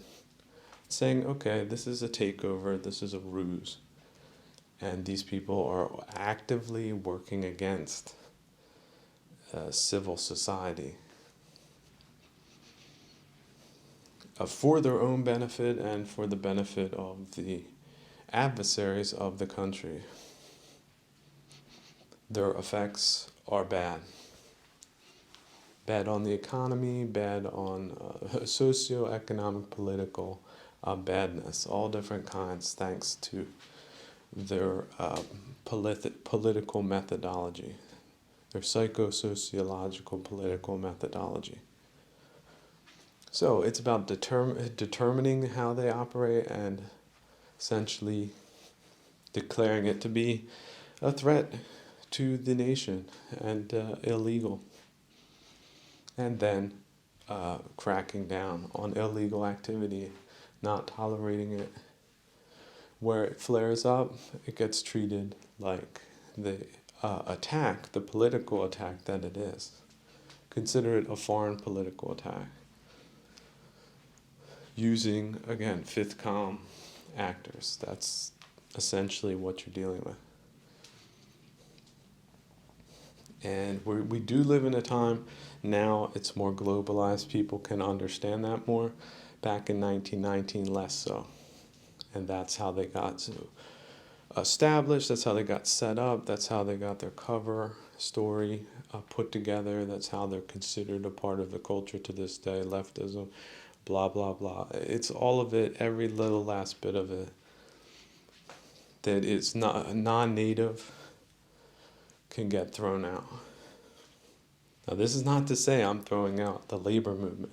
There was a labor movement before these radicals shoehorned themselves in, before they injected themselves and all of their toxicity into the situation. There was a labor movement. I am for a authentic, legitimate labor movement. I am not for these types of political operatives that just use it as a stepping stone to oligarchic, dictatorial, and tyrannical forms of government. So certainly, let me tell you, all you workers out there, believe you me, they don't do a damn thing for you once they get power. Once their elections are covered, they're going to win every time. They don't do a damn thing for you. So all those promises and whatnot, just forget about them. Now, as far as the fake right, look, I get that too. Those are basically people in the pockets of the bankers. The bankers are a predatory class if they're not managed properly. So who's going to say that they're the other right choice? They're not. So what are we looking at? We're looking for a third way, a middle choice. And that is not on offer right now, but that is the way to go. So the banking system, the economy, all of that needs to be re-regulated, which will have a great impact on your rent, right? Living expenses. Overnight, imagine your rent is cut by 2/3 or 3/4. How's the economy looking now? What do you think? Oh no, that would break the economy. Would it? Would it break your bank account? I don't think so. But you got these economists, they're going to come out Chicken Little style and say, no, it's impossible, and everything will go away. Yeah, go away for who? For the people putting on these TV shows since forever, telling everybody the craziest things. So, and as far as cultural rejuvenation goes, once we turn down the plantationist electricity on the grid, right? The electro griddle. How about that? That'd be a book I could write. The electrified griddle instead of the grid. Yeah, turn down the electricity there, like by 3/4. How do you think the economy's going to be doing in then like 5 years? You think everybody's going to blow everything up, or You think people are going to have more money or less money? You think people are going to be living better or worse? Okay? So there's just sort of stupid basic things like that can be done once these special interest groups that are fronting as political movements get out of the equation. For example, any type of financial or group that is lobbying for financial interest, overnight, guess what? With my bill, my 5 paragraph bill, that's an illegal activity. They will be arrested immediately for that. And the sentences could be, 10 years in prison for that. Just automatic, no discussion. So, like I said, I'm not playing around. I'm not Mr. Loophole like they like to play. It's going to be no loophole at all.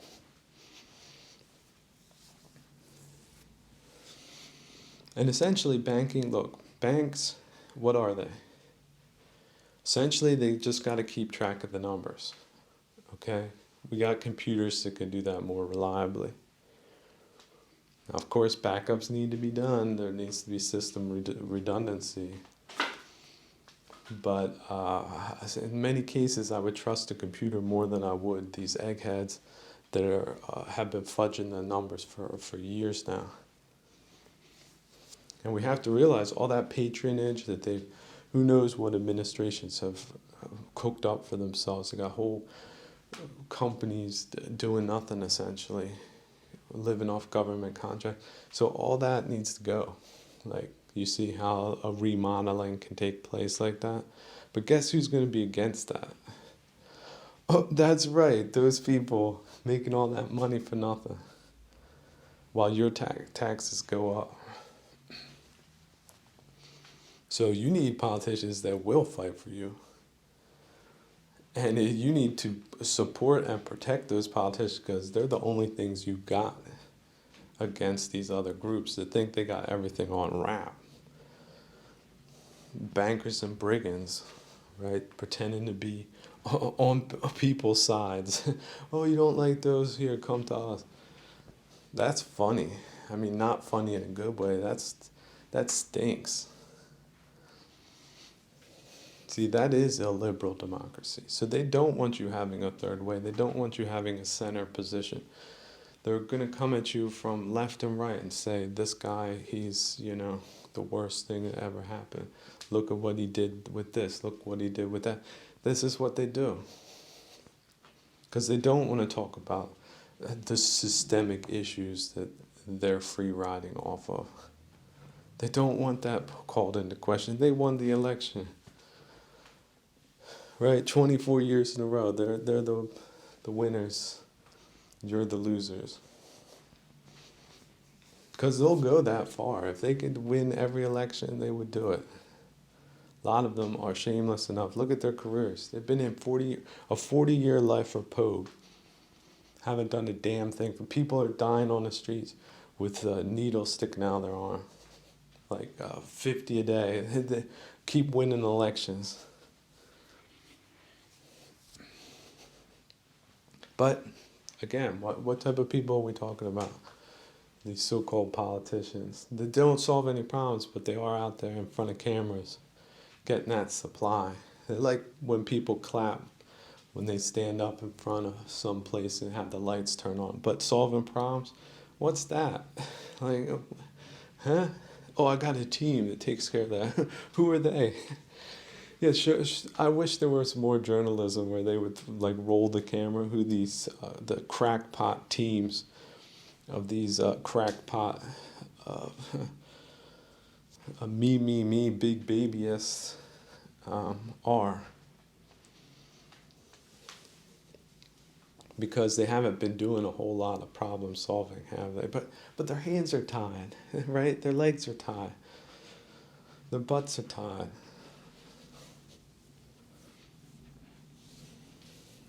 And the worst thing is, a lot of these goobers, they don't look good at all. They don't look good at all. They look problematic from the get-go. Like, if this guy, just imagine, some guy just showed up, what would you take them for? if you didn't know they were a politician. That's the way you need to think. You need to get back to basics. Like democracy, it's rule of the people, so you should have somebody of the people, not just someone who pretends to be that. And you should do the work put in. Well, this person is a hundred, whole family's 100 billionaire, 100 millionaire type family. Disqualified. Hate to tell you, that's not the person that is the right person for the job. So if the party put up a person like that, that party isn't the right party for the country either. Hate to tell you, I mean, there are just simple things like that do matter that you shouldn't overlook. But look at the shamelessness of these people that are rich and think that then they deserve to be powerful too. And yet, what did they carry with them? Well, their greed for riches carries over to greed in policy. Them teaming up with greedy people. Let's raise the rents. What's the average house price?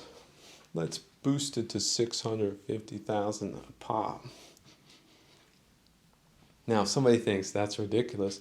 Well, they did it in Australia. They're doing it in Canada. These are just utterly irresponsible,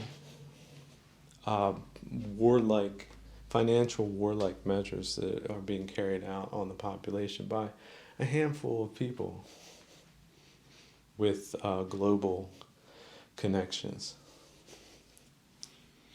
There's no reason in the world Canada should have tanked in its cultural policies, its economic policies, or anything else. But, oh, look, somebody actually put in the work to do that. And now look at the results. Now, 10 years in, how many years? Canadians, write in the comments, when did the country make the wrong turn? Was it in 93? Is that the seminal moment?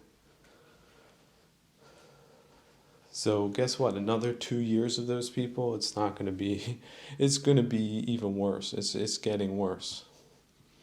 Don't tolerate them an extra year, an extra month, if you don't have to. Figure a way to get them out. And keep an eye on the new ones. And any associations with the left, no. You might as well, again, put them in Russian uniforms. They're faking at this point. That would have died out a long time ago if it wasn't artificially kept alive. So this is like they say conspiracy. Yeah, it's sort of like that. Because how else are you going to explain it? How else? How are they financing themselves? How are they organizing it? It's not the power of their idea. Their idea died out. They have no credibility. It's 100 years old.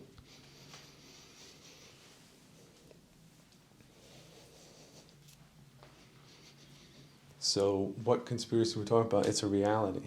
So essentially, it's a matter of counterterrorism. It's not a matter of political engagement. So, but that will leave the real politics. So we cut 50% of today's politics just out right off the bat. Although you might even want to say 80%. 80% is noise at this point. So then you're looking at 20% left over. Then focus on that. These are the real people that know what they're dealing with, and they're not affiliated with the financial sector. So that's what you're left with, 20% civil society. And then 80% mobs, villains, and demons of greed. And this also goes over into private equity and venture capital. These people, who the hell knows who they're working for? But as far as Western civilization goes, I don't know if we can really discern whether or not, just on the basis of their crappy commercials, you think these people are billionaires and this is the crap they put out to the public. Do you think they have the right morals, or what makes them credible other than somebody gave them money and they did something with it and now they're doing something with it? That might be highly questionable or maybe even against the best interests of your countries or cultures or anything else. So this is another way of looking at these businesses and controlled entities. If they're producing crappy culture and they're mistreating their workers and they have a tyrannical, sadistic, or spineless, sadistic attributes to them, that's a smoking gun right there. I think with a working legal system, they could immediately get a lawsuit, like 100, depending on how big they are, like $100 million lawsuit for social sadism, socially sadistic practices. So SSP, 100 million. And then possibly because it will go into the details and be publicly available, like chronicle all of the crimes, that it's possible that it could create such a backlash from the public that the ownership will have to flee. Because they're going to be called into for additional questioning. But they're probably, they might even be detained in a pretrial type of situation because the effects of these programs are so disastrous, so questionable from the standpoint of national security that they would have to probably be put into some type of pretrial observation, which means you'd probably have to have another team of people ready to go that can manage that position, but in the national interest. So overnight, just like that, things get changed. So and then start looking into other things like who owns what and why. But, I mean, it really just depends on how far you want to go. But if you've got these types of things going on, like just total social anarchy, I think you do need to take, how shall we say, significant, profound, and clear steps against stopping the problem in all of its dimensions. As far as young people trying to understand the socioeconomic, political landscape of today,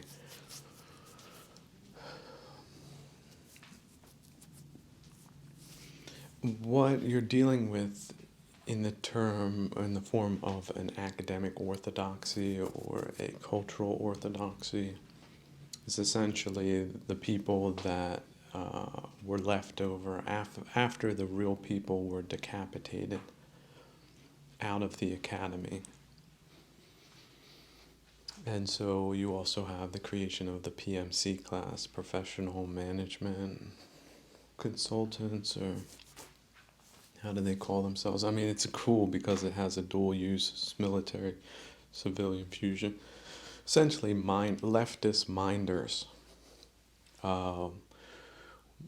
And that's where we start getting into the leftist psychology, because if we look into the gutter that they're coming from, you're going to find the clinical pathology known as tyrannical sadism and spineless sadism, and also malignant narcissism, along with not caring and along with sociopathy or schemerism. So that goes to explaining, once you know that, like you know that cluster personality that you're dealing with, the people that didn't give a damn that they were replacing better people with themselves for monetary and social status points. Then things like the response to C-19 can be understood as a cultural phenomenon or an expression of sadistic, tyrannical sadism. Because if you look at things like the economy tanking and everything else, that's just the price that sadists are willing to pay in order to gratify their sadism. You see, sadists get off on hurting other people And you can see this when they cancel people, they really feel good about themselves. They like attacking people, they like hurting people. That's what sadism is. It's very strange.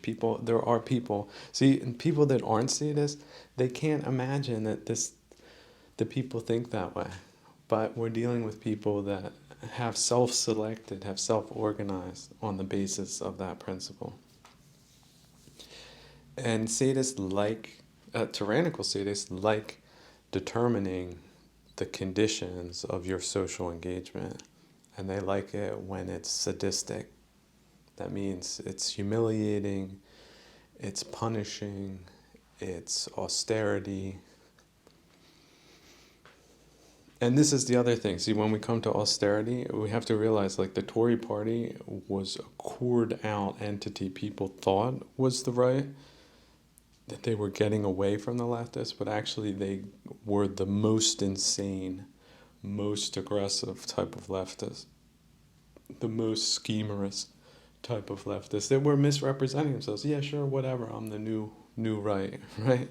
Why am I the new right? Because I'm the new thing. I'm taking your spot. I'm winning the election that everyone wants us to lose by pretending to be the opposition and then doing the exact opposite of what I promised to do, such as stopping the boats. Well, that would be stopping sadistic practices, wouldn't it? That it's hurting a lot more people, hurting the people that they're bringing in. I mean, these people are dying by the thousands. Like, they're just washing up on the beaches. So you think you're doing them a favor by letting them be exploited by human traffickers? You're wrong. Then they show up, right? A lot of these people were lied to, like that they're going to get all these different amenities, and it's a total lie. Well, who laughs? Like a belly laugh at that? Well, it's the sadistic, tyrannical sadists. They are whizzing themselves when that happens. Like all those tears, they love it. Then the sadism goes further. They'll ramrod these people in the neighborhoods that don't want them there for good reason. Like, who the hell would want that? Well, that's more sadism that can be spread around, more just random attacks, muggings, people starving to death and being driven to criminality. You name it. Well, who gets off on that? Sadists do. Authoritarian leftists do. That's what is behind it, because of course it has a rationale. It's just an irrational rationale.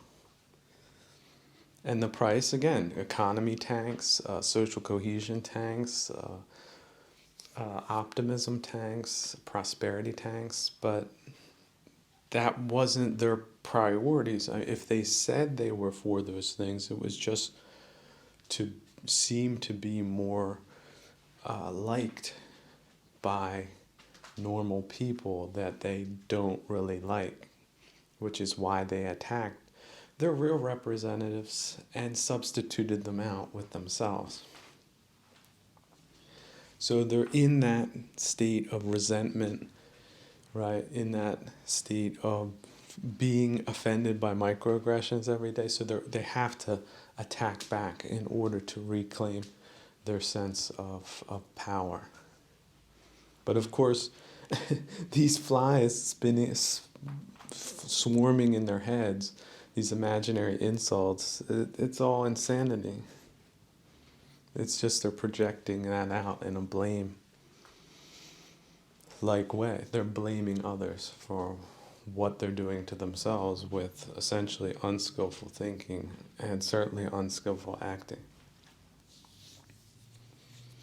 But then we feed into the narcissist doesn't see it that so, that's a self-rationalization. I have to hurt them because they're hurting me. And so essentially you're seeing manifestations of tyrannical sadism. Spineless sadism by tyrannical sadists and spineless sadists that have been politically organized, using all of this different type of political science, such as creating classes in order to attack them, and providing all the rationale for that. That's essentially what their political operators have done.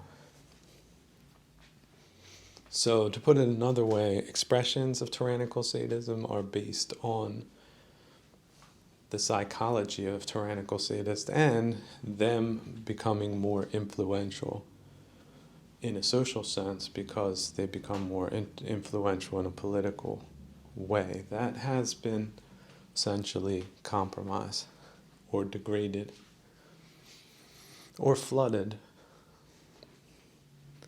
by interests that might have an interest in that happening to your society but not to their society, or maybe they're doing it to their society but they want it to be happening to a greater degree in your society so that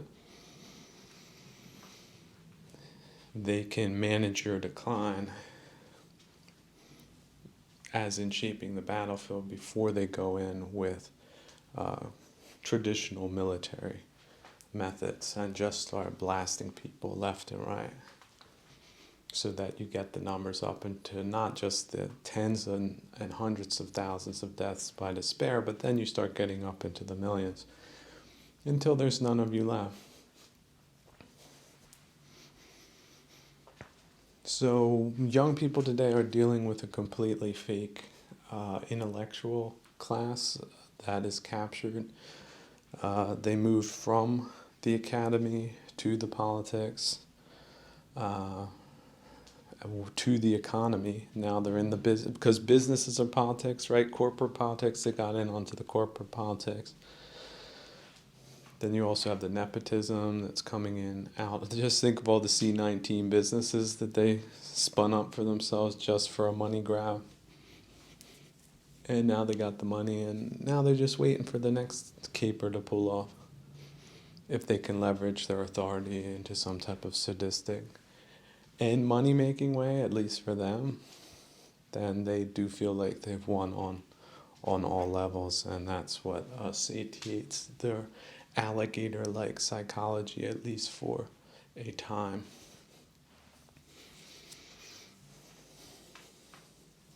But you can imagine in those types of alligator pits, if not enough of them have gotten enough to eat, they feel, or somebody got more, that the dynamic isn't going to be really relaxed until they do. So that even satiated, like busting to the gills, just full of carrion type of alligator might get attacked by the other ones if they don't come up with a new plan to defraud the public.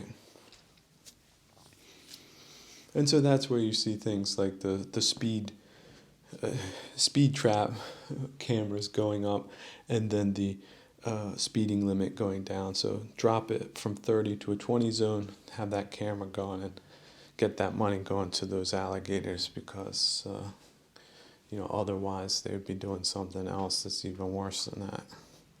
Like setting up checkpoints and asking people for money and not letting all of them go. Some of them will pay, and some of them won't. And they get to play their little power trips, because that's where their focus is. Their psychology pushes them towards that,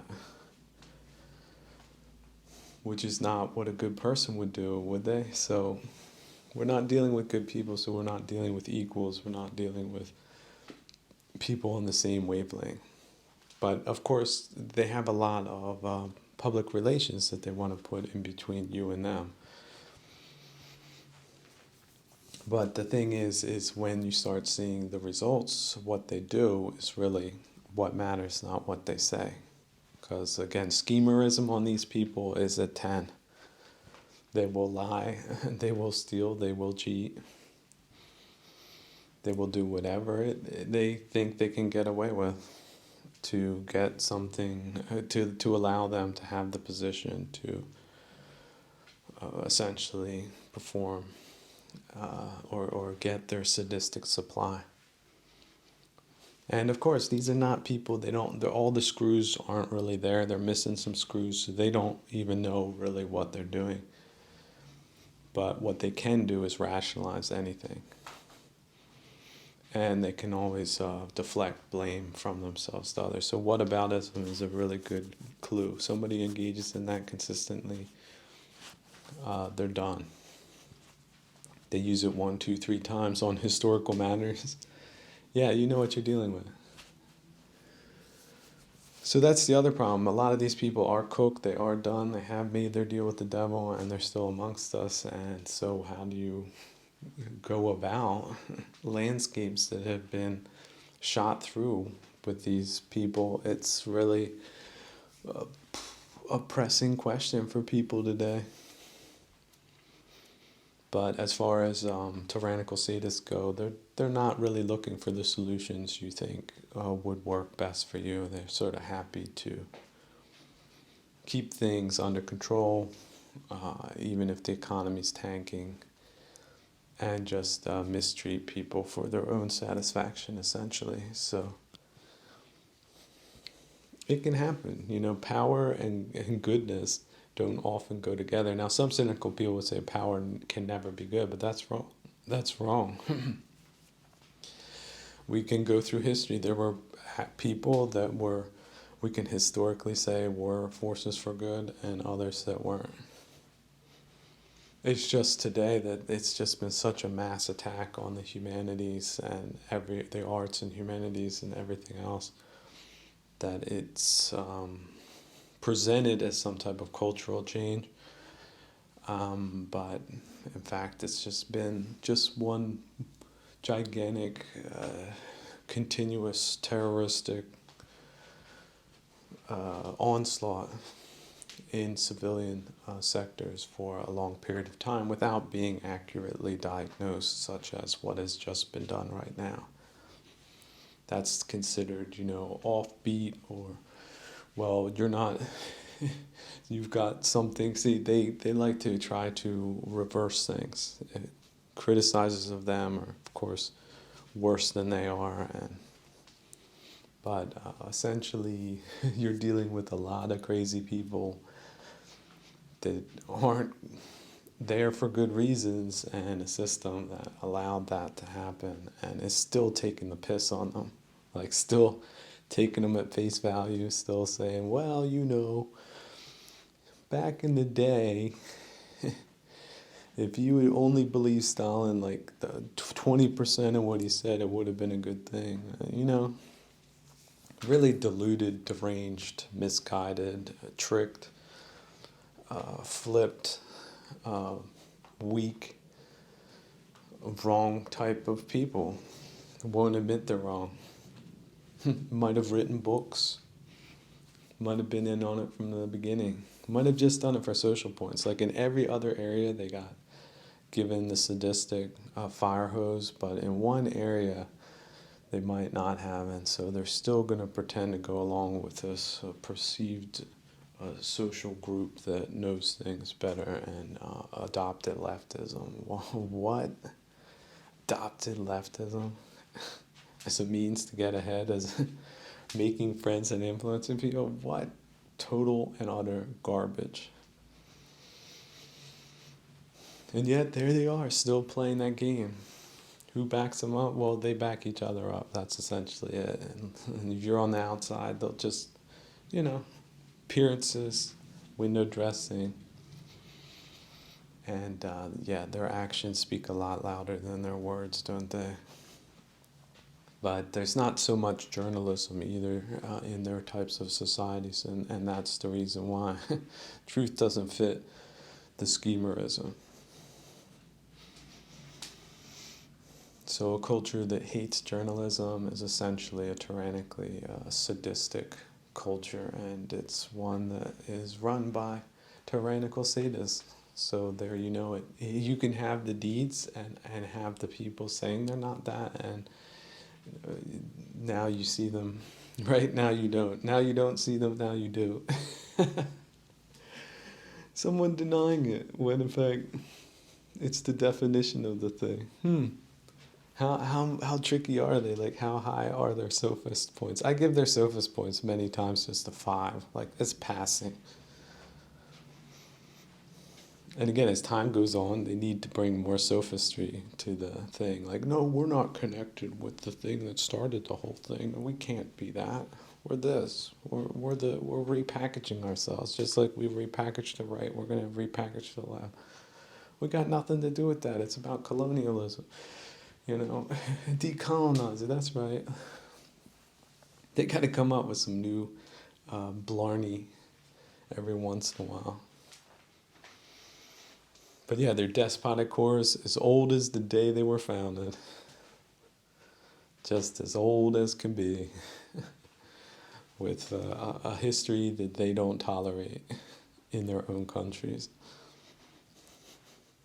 But they're supposed to be the models for the West. Who came up with that idea again? A bunch of greedy idiots, a bunch of traitorous, imbecilic, low ethical people that also have no strategic concept of what they're dealing with in the first place. Were those the shot callers? Maybe. I mean, maybe now people can start rethinking what they thought was a good thing, what they think is good, and rethink them and how they got there, and all of those things all at the same time. Why not? See, they think that it's a terminal thing, that the West is terminal, but I don't see it that way. I mean, even if we lose 60% of idiots, then it's the 40% left that matters, doesn't it? And it might, at this point, it might only be 20%, because these pathogenic actors have been so violently misguided, so misdirected, so turbocharged and organized, that it's possible we could only save 20%, but maybe it's 40. Like, maybe we're awfulizing a little bit too much. Maybe it's 60. Like, what day does it look this way, and what day does it look that way, and why? And this is not because we wanted things to be this way. This is just, you have somebody slashing your tires. This is just something that is now an environmental variable. So how many hours your optimal work week, when you've got that in play, is going to look a little bit different. But of course, you can take some more adaptive measures, can't you? You don't have to just say, well, this neighborhood, that would never happen, when it's happened and you had to take care of it, right? Not some big honcho with all the solutions. None of them work. You've got to figure something else out for you, don't you? And so, yeah, young people, wow, you've got way less opportunities than people had even 10 years ago, but certainly way less than 20 and 30 years ago. And 40 and 50 years ago, it's been essentially 70 years of decline. But not just gradual decline. I mean, I would say it was gradual until 30 years ago, and then it's just been going like falling off a cliff for the last 10 years. So what a time to be born into. I can only imagine. I can very much empathize with the lack of opportunity in the face of just overwhelming hatred by the worst people on the planet. Could sort of figure how that could, mess with your feelings of optimism. But look, that's just what happens. So this is what we're dealing with. They also are big into memory wars and fake history, so beware of any idols that they might have. They're probably not as wonderful people as they claim to be, because, like I said, they're rebuilding statues of Stalin at this time. So any nincompoop that was on their team doing bad things, they're going to come back with a fresh paint job on their goodness for the country. But if they really had bad effects, were they all that good? Well, they say so. But why should you say so? So watch out for that. Anybody dealing with memory wars, they're done. Stupid people don't end up in a memory war. So these are smart villains, essentially, manipulators, and total and utter haters of the truth. So if they're wrong on that, what can they be right about?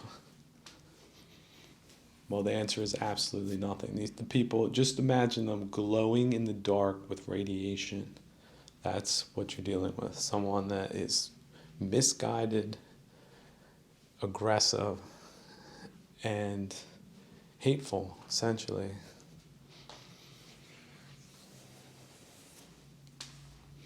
And if you don't want to take my word for it, just go back to the Buddha. Yeah, people beating themselves, beating the drum about some past injury. He never recommended that. In fact, he advised against it. So you say I'm wrong, well then you're really saying he's wrong. So who's wrong? I'm willing to bet you're wrong.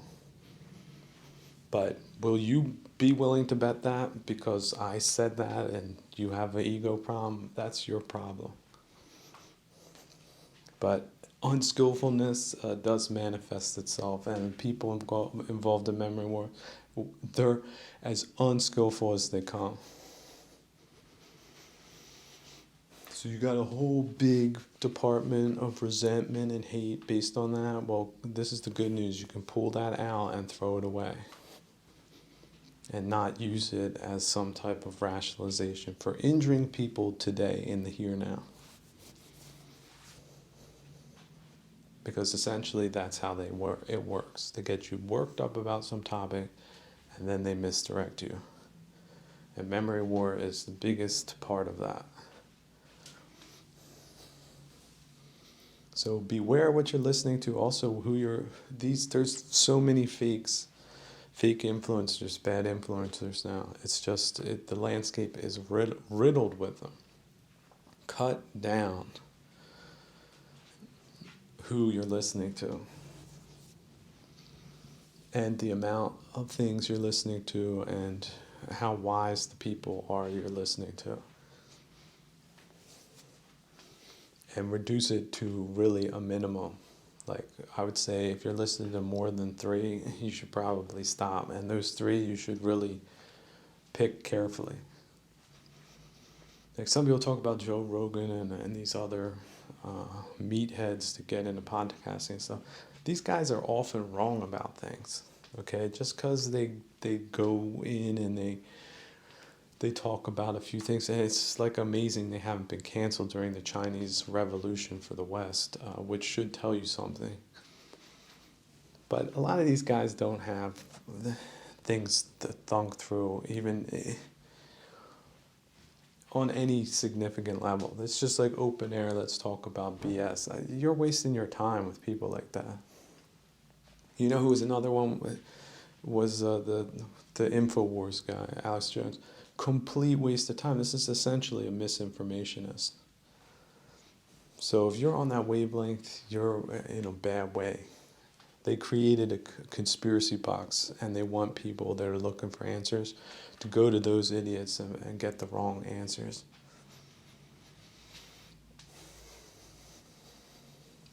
And I saw the other day infomercials looked like an old dude with a little Smurf beard in a shop. He picked a phony setting for himself. The place looked trashed. But he had about 20 minutes of weird takes on world events, acting like he knew what he was talking about. So don't forget that the 60s happened. The 60s had just some of the worst human torpedoes ever produced, and they're still floating around, and they're still on that political organizing agenda level. They have a lot of opinions, and they're very wrong on all of those opinions. And so, yeah, you got young idiots and old idiots. It's probably one of the worst times that have ever happened in all of human history. And yet it seems so tepid, as if nothing's happening. So, and then we get to the religious front. Look, back 30 years ago, people were more religious. Today, you're dealing with complete idiots that have no concept of worldly consequences or spiritual consequences. They don't think spirituality exists. They think it's just like feel-goodism. They have no idea, no clue. Oh, and here's the thing, all these priests and other pastors, a lot of them have been infiltrated by NGOs and government agents. And they have political agendas. And you can see it if you look for it. And those people, they stink. Those people shouldn't be where they are. But they are, so what do you have left? Well, not very much. But it might be something there. You're just going to have to look harder for it. Just like with the cities where they take over and tank the entire economy. Well, there used to be jobs, but now there aren't. So what do you do? Well, I guess you got to figure things out.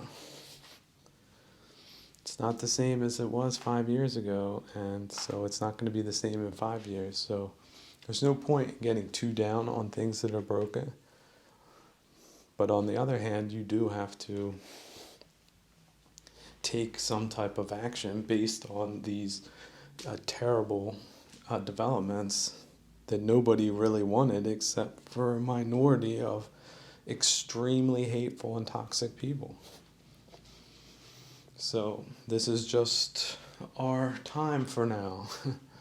But you can take some self-preserving measures, and you absolutely should. And now you know sort of the personality types you're dealing with. And guess what, sadists? There's nothing cool about sadists. They might think they're cool, but that's it. It's something, go into the dictionary, read some more about it. It's a really bad thing to be, and it's a bad thing to tolerate. So if it's around you, you need to get away. You need to take it more seriously. Because these people will hurt people, and they do hurt people. They have hurt people. It's just they've gotten clever about how they do it. And have been having a mass effect.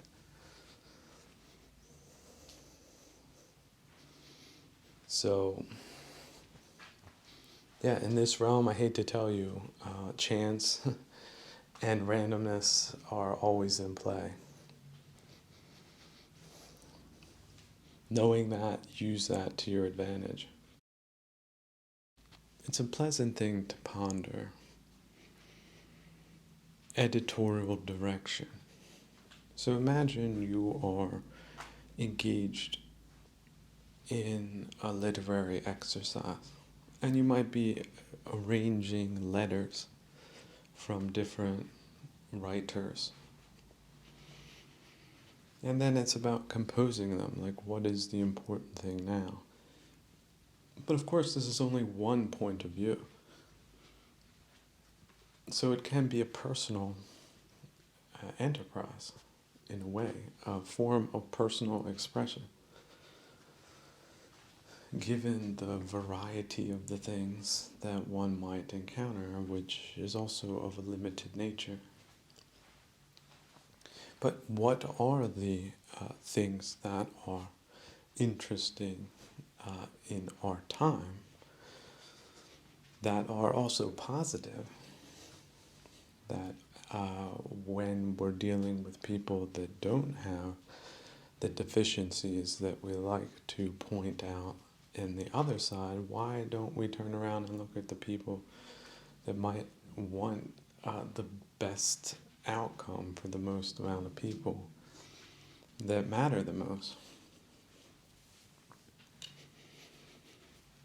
If someone has that general understanding, then that's a good person. That's someone who has what it takes to engage in political responsibility. I think that's the way to put it. It's responsibility. It's not office.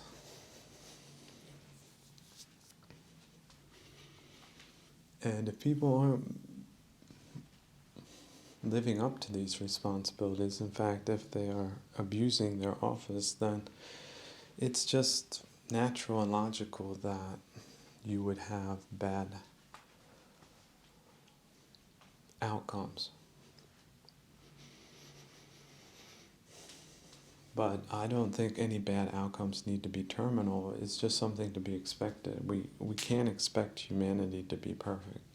We can just manage what we can manage with what we have at our disposal. But we should have the right first principles that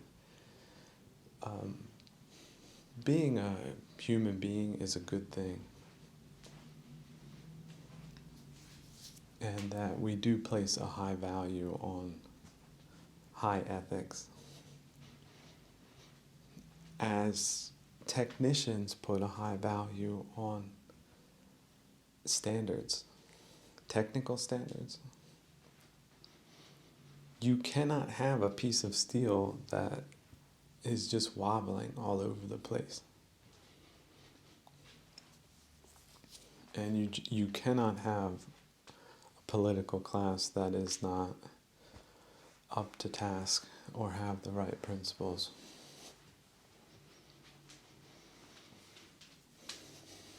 But of course there's people that, don't see things that way, don't want to see things that way. And there's people that are trying to do their best, and then those that might just be pretending to be doing that, but not doing that. Or not caring enough to do that, or being capable enough to do that, or competent enough to do that. It could be that too. Let's not forget that there's a good reason why that's considered to be plausible deniability, because it's plausible. Right? That's the thing. Incompetence is plausible. But good management identifies it and corrects it, doesn't it? Bad management doesn't. So once you have bad management practices set in, what then? Well, then you need to retool the management practices. So like an update, you upload the update to the computer, to the BIOS, and then all of a sudden all those other problems go away because you've closed the access.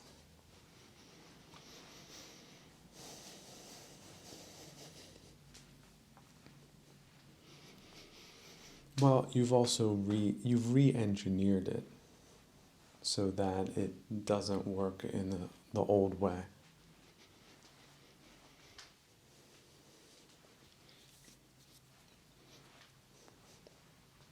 Now, I have also heard, look, all different stories from all different places, all different families, none of whom should be any families you know or anybody else. This is just like, I watch a lot of TV, okay? I've listened to a lot of stories. I've read a lot of books. Like some people say, how many books did you read? And when I say 400,000, they don't believe me. No, just kidding. But let's just say enough books to know a bunch of different stories. But look, this is no secret that even families have problems, right? Everybody knows the story. The grandfather did this, and then there's the son, and then the son, the father they don't like each other, and the business falls apart, or the son does something else. The son becomes a boxer, or he becomes a sailor, or something crazy, but how about this? It works out for both of them. The father isn't pulling his hair out because somebody's there that doesn't want to be there. And the son finally finds his niche. And however implausible, it works out for him, and he's a really cool person, and they get along to this day, and it's really okay that things worked out that way, finally. Why not? See, if we talk about change and randomness, how random is that?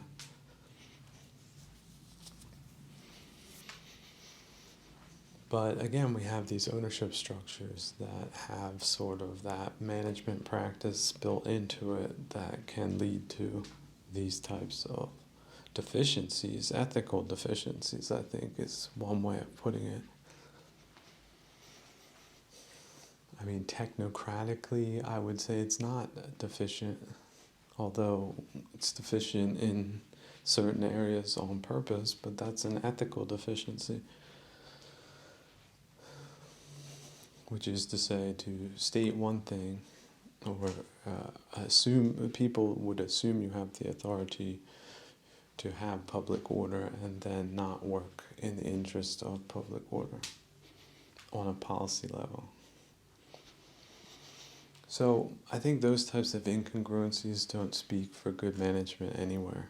So if you can depersonalize that and present that in an abstract way, but maybe apply it to your individual instance or environment, then maybe that could be useful for you, but maybe it isn't. Maybe you still have to work on the ethical principles, which is, even if you're an unethical person, which presumably many of you are,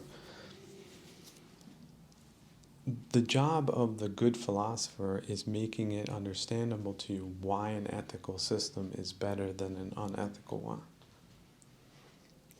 But I think thieves, for example, they understand good security, right? They appreciate it more.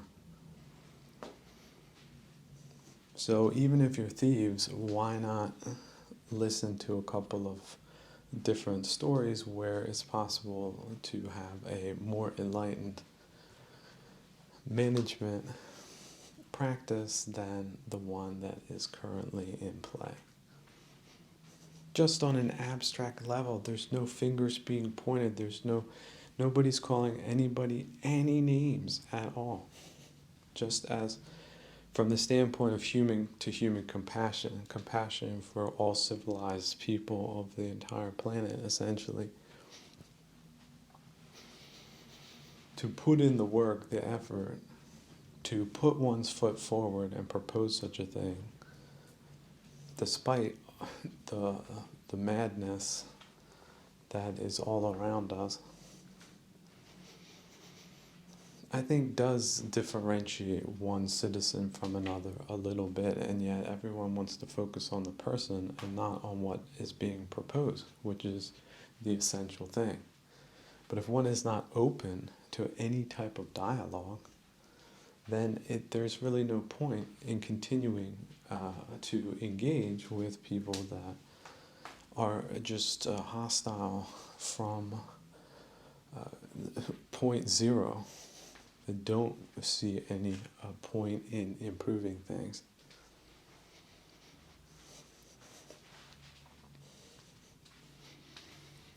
And I would say that a certain level of mismanagement does convey that message, even if it's unintended, by the people too incompetent to notice how bad things are being managed. So you can see these types of loops can get started, but they can also be stopped. Part of the process is taking note of what is actually happening versus what we would expect to be happening or what we would want to be happening. In fact, what is actually happening, so that we can course correct into, let's say, better ways of doing things that are responsible and ethical, not just the label ethical, truly ethical, truly. Like, we thought this was ethical, but this is even more ethical, so we're going to do that instead. Type of impulse towards positivity, truly good changes, and not this just appearance of that. Which again is not helpful, especially if it doesn't deliver, or delivers the opposite of that in the form of sadistic practices. That's what is causing the whole shrinkage. That's it. Here, you want to explain it on the level of biological life forms? This force is this directed and negative energy beam is causing things to fall apart and also go away. So you had 10 gerbils, but the sadist took out a hammer and smashed 4 of them. So now you only have 6, and the next day maybe only 2, and then,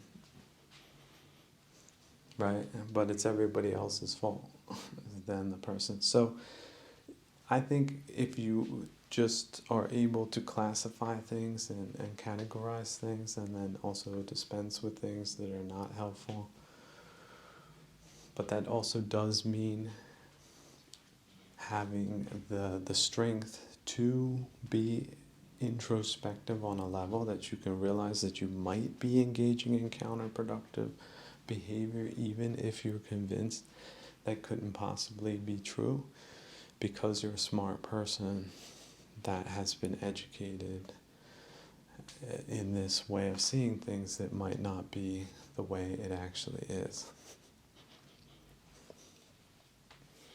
Can you step away from an orthodoxy?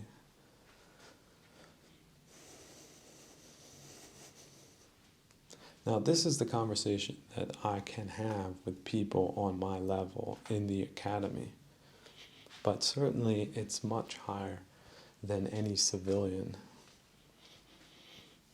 would normally engage in if they're doing something meaningful, like designing new bicycles or digging foundations for factories or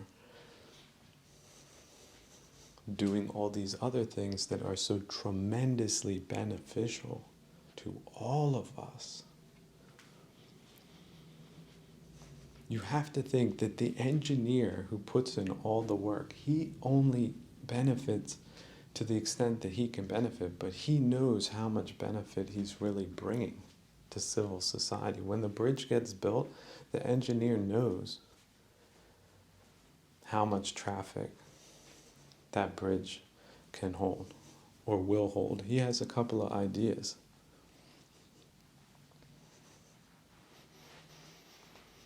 So that's the spirit you need to have to approach these types of design problems, essentially, that take a more holistic way of seeing things and understanding things, to realize that, yeah, the people that are distributed or distributive are the people you want in government, not people that are consumptive.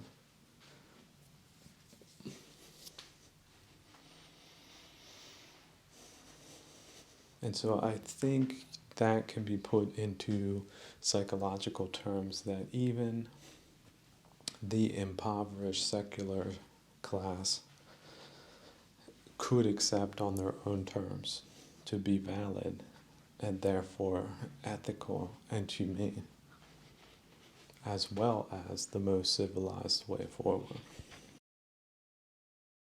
I was watching a small documentary on how one man perceived 2440 to be in 1771. But he mentioned during that time that they were envisioning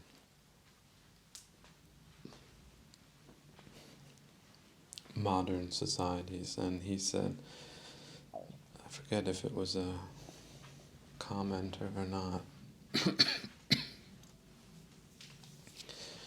he said there would be no other classes engaging in luxurious exercise, and he named the monks. He said there would be no monks.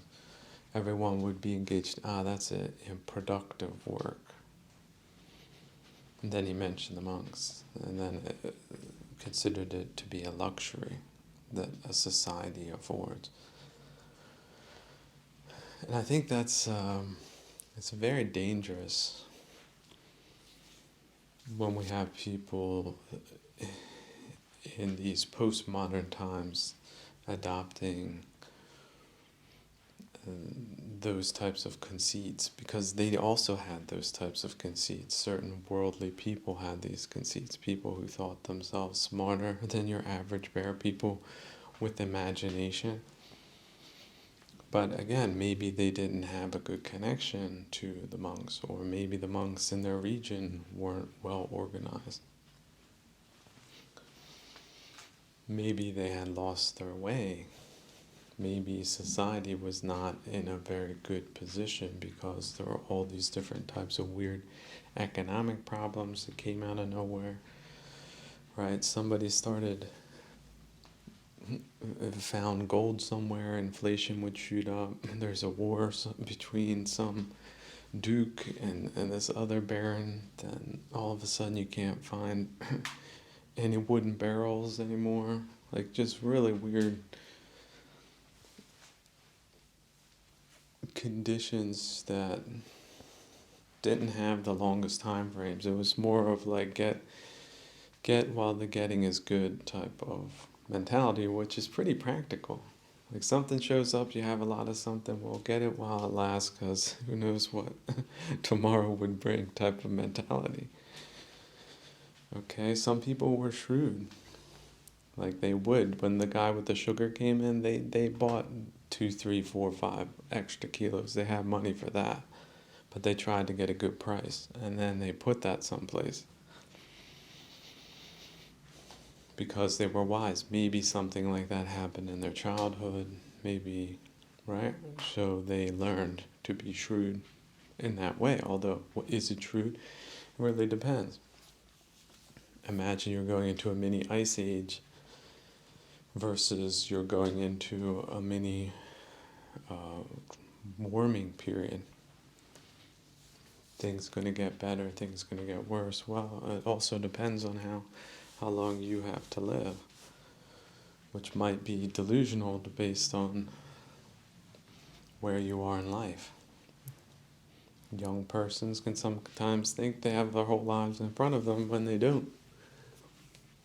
And old people tend to think they could kick the bucket any day, but they end up living a lot longer than they expected. Coasting into their 90s, although, in their 70s they were worried about this and that. At some point they stopped worrying and they just started living the way they were, with what they have, which might not, is here today and gone tomorrow. But coming back to this conceit, I think it's also a misperception. Certainly from that time, for whatever reason, it was probably historical context, local context, but I do not consider it a luxury to have monks. It's more like the society has the luxury to have monks. The more monks it has, the more luxuries it has. In the form of spiritual counselors, you want to give them a different name just to make things a little bit more neutral, a little bit more up to date. Spiritual guides, religiously capable men that are dedicated to the practice, not just preaching it, but practicing it to be able to preach it. Just like if you are a new practitioner of Kung Fu, you cannot just say you're that because you wrote a book on it. You're either practicing it and can show it and can teach it and can learn during that journey. Or you're not in the game, you're not practicing the sport, you're actually not that athlete. You can't say you're a triathlete if you're not practicing all 3 sports, right? Or you can't say you're in a triathlon if you don't do all 3 things. So I don't see why modern people are so deluded to think that they understand why a triathlete needs to be trained thoroughly in all areas where they're competing, and so do spiritual practitioners to get through everything that life can throw at you, including old age, sickness, and death.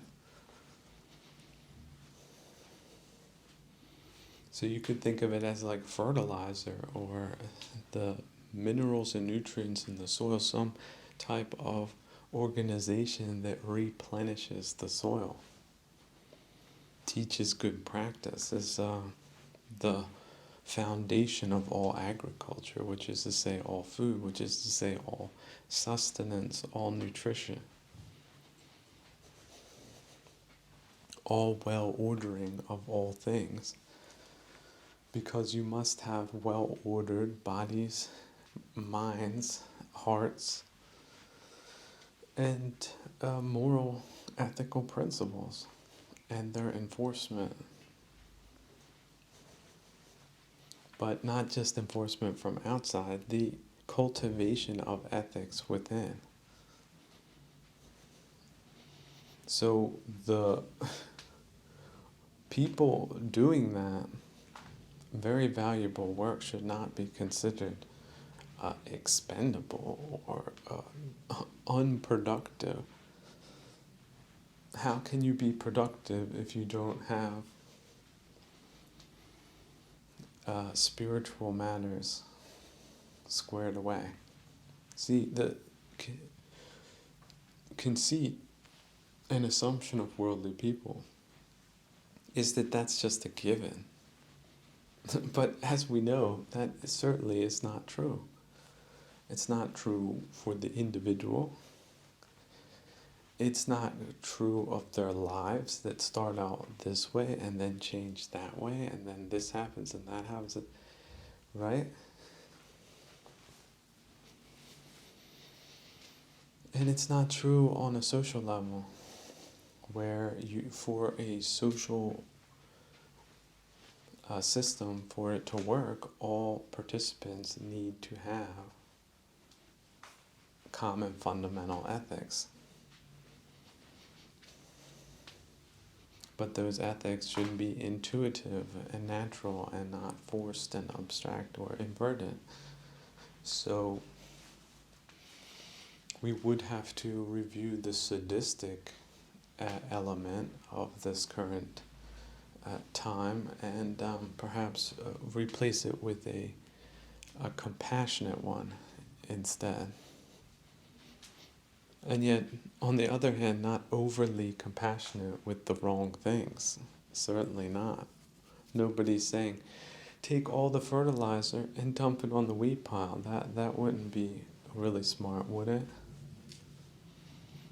But how about the right amount of fertilizer with the right amount of perhaps forestry grade trees planted 3 meters apart? So that they can grow under those harsh conditions that creates the microclimate for the reseeding of the native forest species. And yet even then you have to take action as far as curtailing the grazing of that area is concerned by fencing it off or doing other measures. And also removing invasive weeds that will want to set up shop first, because they can usually expand further under those conditions, which are in a transitional period, because it's going from a degraded landscape, it's returning to a let's say luxuriant one, right? A abundant one, an ancient one, an unblemished one, a resilient one, a dynamic one,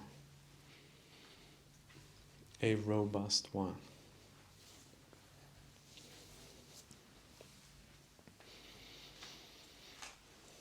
But of course, the seedlings, the forestry grade, that's very easy to say, but Who gets to qualify that? Well, those little guys have to do a lot of work, don't they, under unfavorable conditions. But afterwards, once the reseeding takes place, things just take on a whole new dynamic. And at that point, it's really unstoppable. You go 10 years, talking 10 years in, if it's been managed properly, unstoppable. I mean, there are some things that might stop it, but you're talking about forces of nature at that point.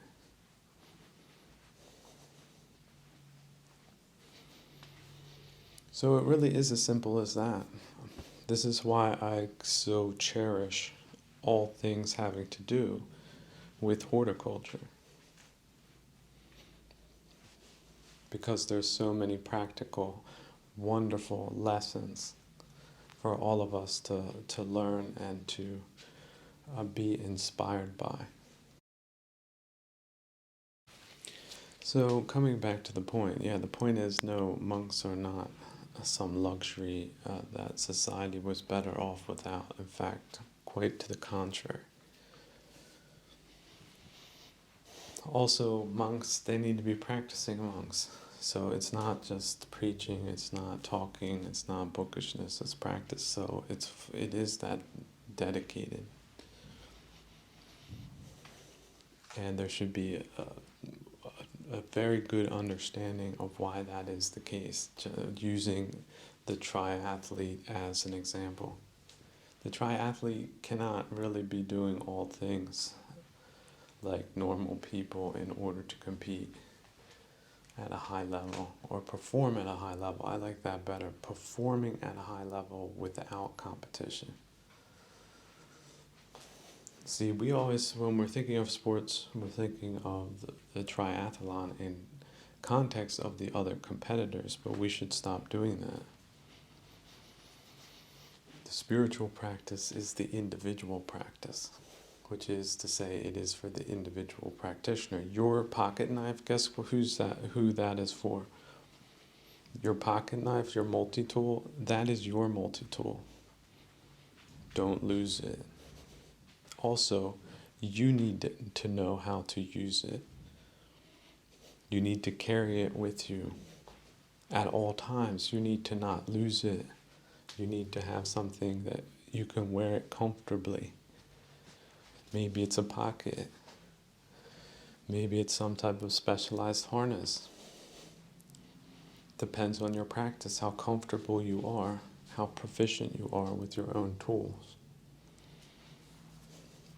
And it's of course about skillful living as well. You can still be a practitioner without having to practice on all different types of crazy things.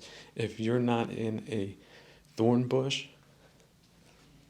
then thank God right now. Just say thank God, because they're out there. And with or without your multi-tool, but let me tell you, with your multi-tool, it's a lot better. But maybe you don't just have that tool, you have your, maybe it's just a long knife or a machete, right? Maybe it's a mix, it's something between the two that works better for you. But you know why, because you've been on that journey. But the people that didn't know why, maybe they can pick a pretty good choice right off the bat if they talk to people who know what they're talking about. And so you can see how people could learn in training in that way, or they can also learn in the spiritual practice that way. In fact, that's how they learn in spiritual practice. So you want to start a fire with a bow and a string? Let me show you. I use this type of stick now, right? I have this type of point, and then here, look, I carved this little channel here so that the embers can flow without being hindered. And so even in windy conditions, this can be put into a little puffy bowl, a starter, And then you can blow on that till it gets started, and then you can use that for your fire. But it's a multiple step process that requires skill in each step for the process to work. And sometimes it can get stalled. When you're practicing, it can get stalled in the middle steps that I just described that sound so easy. See, and if we were to just keep it on a bookish level, that would be it. I would ask you to repeat what I said. You would say that, and then you would not practice. But this practice is the opposite of that practice, where the emphasis is placed on the practice and not on the words you heard that you think you know that were put together, and now you have this conceit that you think you know. But that is usually delusional.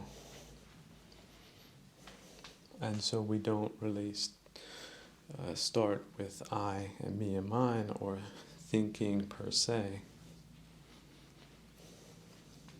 but letting things sink in over time, drop by drop, realizing that we are limited in our human capacity to understand everything. And yet we have this desire to want that, to be in control, to control everything. Control your computer. Control what somebody texts you. Control outcomes. Control that this person falls completely in love with you and this person stops hating you. Control, control, control. Why won't they give me applause? Why are they booing me?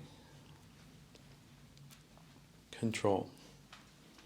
But you see, these things are out of your control.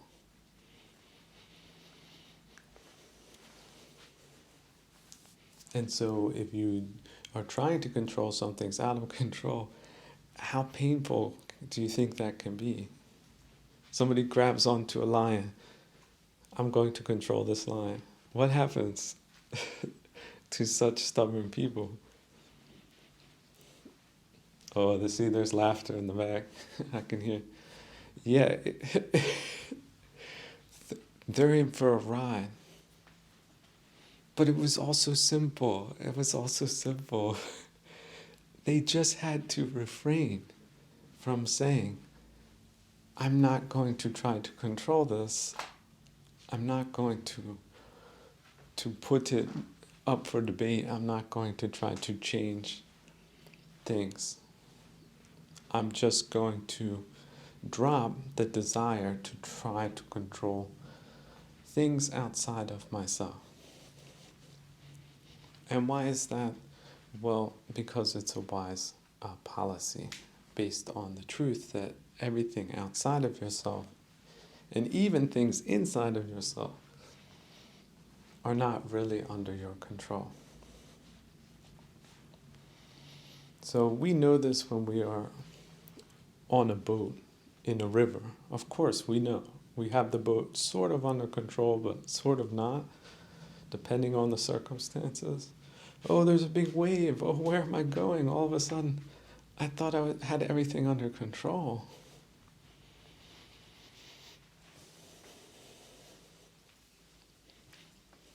But then the wave goes back down, and then I'm in a completely different place. I thought I had everything under control.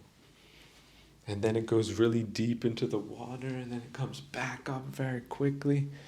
I didn't expect that at all. I thought I had that under control. So, and this could go on and on and on. This one could actually be like a music video, which is funny, like fast and funny like that. Where somebody thinks they have things under control, and then finally they say, you know what, I don't have to have everything under control. In fact, I'm not going to try to control everything outside of me. That doesn't say I'm going to accept everything outside of me, certainly not, but I'm not going to blame myself for certain outcomes that certainly were out of my control, despite my best efforts. A lot of people like to put it that way, to maintain some form of, I won't say egotism, but self-respect, some dignity perhaps. Maybe, if, why not? I think it's an elegant way of putting it. You can wish other people all the best in the world. It doesn't mean things are going to go right for them, especially if they're in a bad way and don't seem to think that, or would rather rationalize what they're doing than stop what they're doing. Especially when wise people tell them to stop. But they go anyway. What happened? I thought I was in control. I thought I was in control. And they jumped in front of traffic and ran over flat like a pancake. You know, with those tire marks? Stuck. Like flattened SpongeBob after the 18-wheeler. And it was also avoidable. But then, what part of your life is perfect?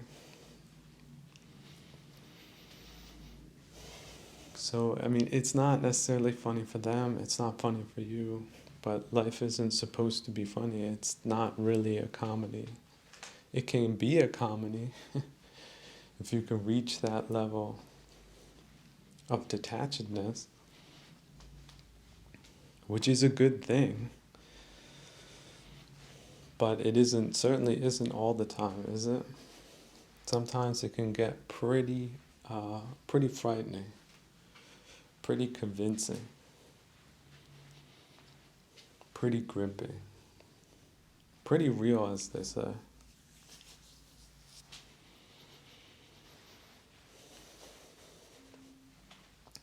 And yet, when has life never been pretty real? It's always been real.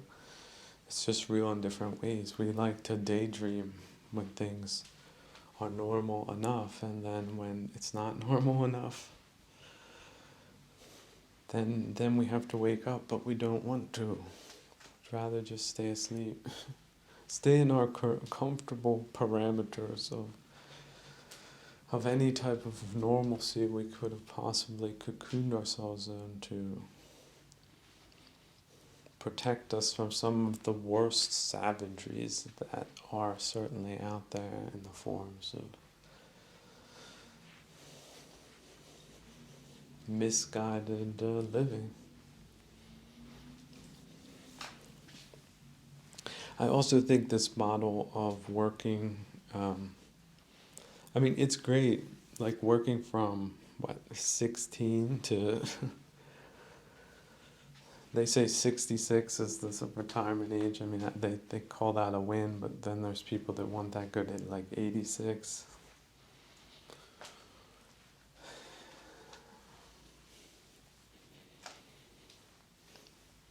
I mean, it really just depends on the nature of your work and then how much work is required and under what conditions. I think all of these matters need to be understood in more humanistic terms and less in economic terms, because it doesn't make any sense if you're paying higher wages but there's still nobody going into those professions because life has been made so difficult for the people of those professions on every imaginable level. Outside of doing the work, which they usually don't help in making that any better either.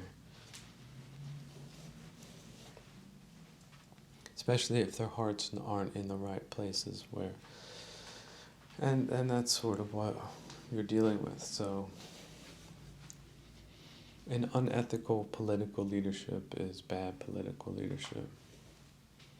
That's just a simple way of putting it. But you'll get unethical leadership if you have unethical people in unethical systems. And so you need to have ethical systems to turn that corner and start having good things done in a good way, uh, kind of way. So no, what I'm saying is certainly not by any means a wild or radical in any way. It's just sort of how human societies grew up over time, as being more focused on mutual survival and less on predation of what card-carrying members, ID'd people. I mean, how flat of a human being is that? And yet they want systems like this to maintain their credibility over time. That's sort of the problem. So, yeah, mostly you're dealing now with, the worst social engineers that have ever existed. And the consequences of that.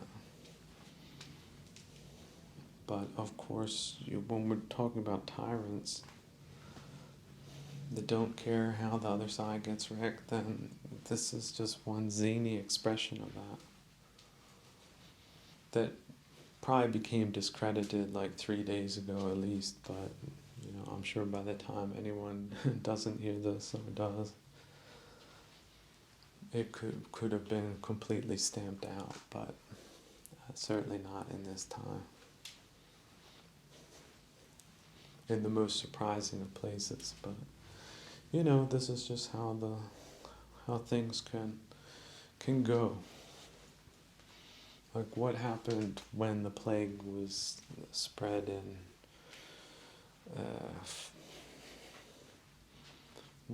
Venezia, right? Where were the reporters reporting on that? Like who survived? Who was living in those creepy buildings where all the dead bodies were in that were still super contagious? So does it really matter like who was making wooden buckets or flower pots?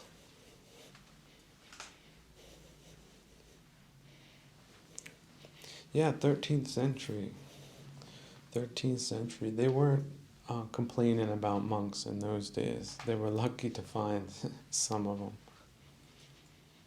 Those that did were lucky to find them, weren't they? And what is a nice part of that story is that the aristocrats of the time, they knew the value of good monks. And they built their abbeys and everything else. They had their legal protections and their status and their authority, and they're the ones that really made a lot of the positive changes, including changes to scholarship in general, which is conveniently overlooked by the disconnected technocrats of today that have no tie to the past at all, except in the form of memory wars.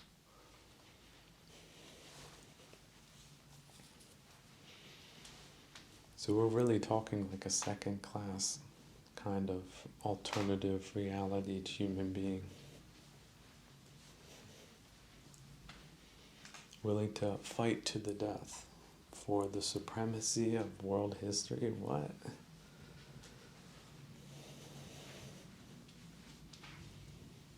Why?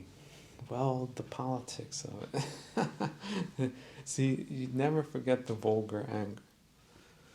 People want to paint themselves with little golden pictures. They want to wear gilded frames. The farther back, the better.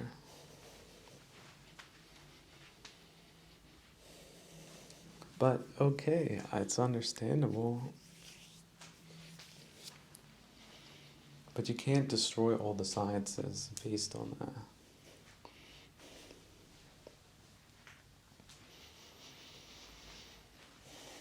But I'm sure it's been attempted before, which is why we don't really have all those wonderful books and those papyrus scrolls. Like, I really have the feeling that Ephesus was a lot worse than people think. You know, the Celsius library there? See, how many of the dummies of today don't know a damn thing about that? Well, let's see a raise of hands. Whoa, look at that. No hands at all. Oh, there's one.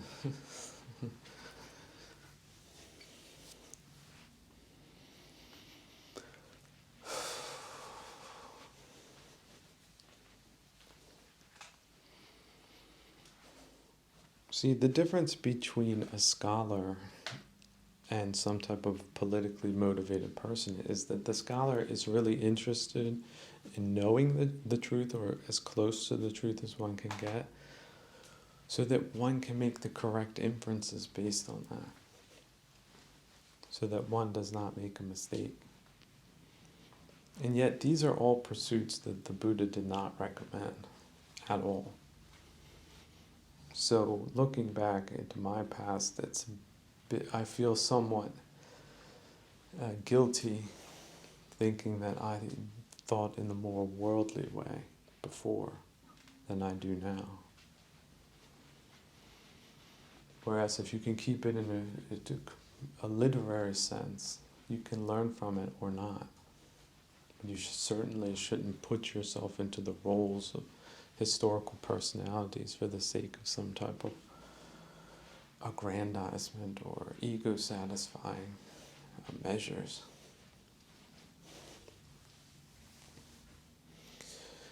But this is what happens in a worldly place sometimes in some places, and sometimes it goes back. Sometimes it goes away for 40 years, then it comes back 40 years later.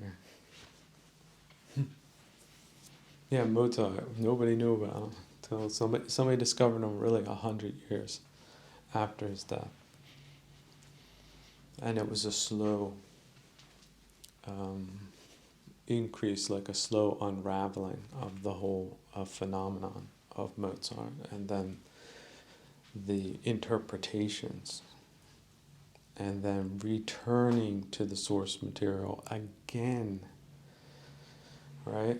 Going through the biographies and then doing all those different types of cross-checks to come to some type of more fundamental understanding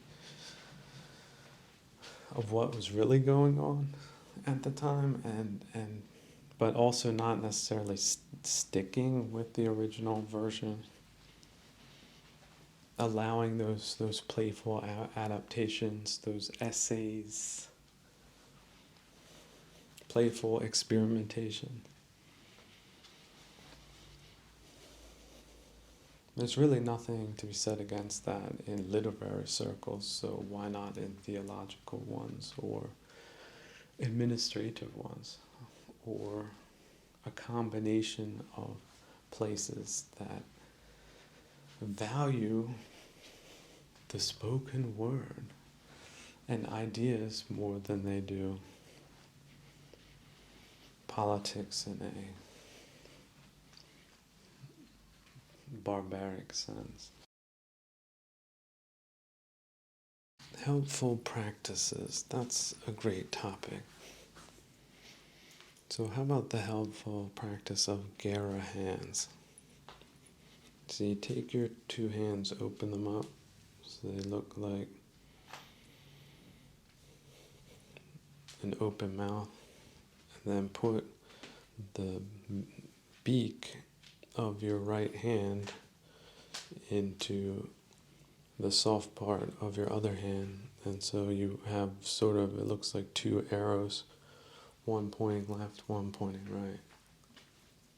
That's Geras. And see, we can think of Gera also like Yana hands. Like Gera, Yana, sort of related. And see, we're going to change the directionality of our thinking. If we were thinking unwholesome thoughts, we will detach immediately.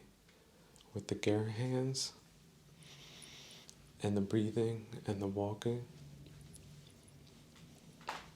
we can instantly change our point of view. And so if something was bothering us, we drop that. And we hold the Gera hands, and we think in that way. Directionality is optional when it comes to attitudinals. If you are worried about a mistake, it was not a mistake.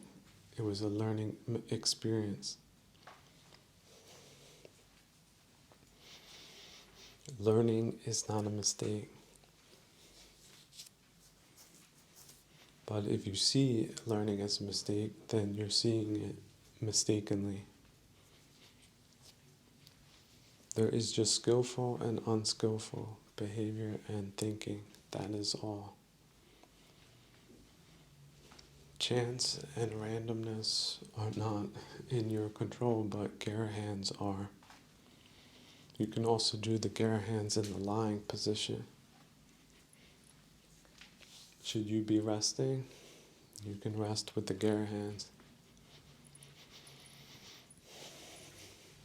Which means, were you having a bad day? Well, now you can change your mind about that. This is your little way of doing it. Just your little practice. You have a bunch of different ones, but you might be doing the lying Gera hand practice, and nobody even needs to notice, because what's there to notice about individual practice? If it's not within a company that should or would or can understand it, best to keep it your own practice, own way of doing things. No need to teach. When one does not know the way oneself, one just knows one good practice that might have good effects. That's it. And it's so low-key, it doesn't look like anything except that somebody has their hands on their chest or on their stomach.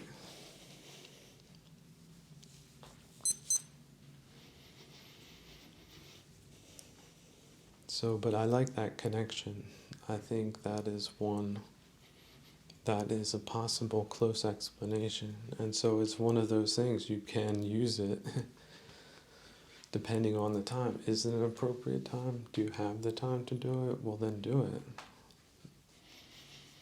Do you need 3 hours to get into a state of solitude that you can finally release your grip on some type of attitudinal, or can you do it quicker, more automatically, if you get into the practice of using it on your off time, so to speak, your on time, off time. I like people who are on the clock and are also on the practice. That means they're really practicing, but the clock is sort of working for them. Those are people that are where they should be mentally, despite all the randomness in life. Because they're not really tied to a fixed outcome. And right now is okay for right now, isn't it? And can it be okay a little bit more? And in a whole bunch of different places for a whole bunch of different reasons that nobody knows really why. Have you ever had that, like looking back, there were 5 years put together that were really good years, that were just, everything just seemed to be so logical. and everything's so nice, everyone's so friendly, and everybody doing well for themselves. And then 5 years later, totally different. Nobody even remembers the good time. So these things happen, not because people want them to happen, but because a couple of people pull it off for a time. And a lot of people just have to see where the breadcrumbs do fall, and be thankful for the good times, wherever they may be, with or without a concept of things or ownership. Because then we start getting into things like system credibility or not. If the system isn't really credible, then who owns things? Who's the owner around here? Your fire alarm isn't working right, although it's not up to code. What? The owners are the people enforcing the code? What? So sometimes things can just get that crazy that you got to do a reboot.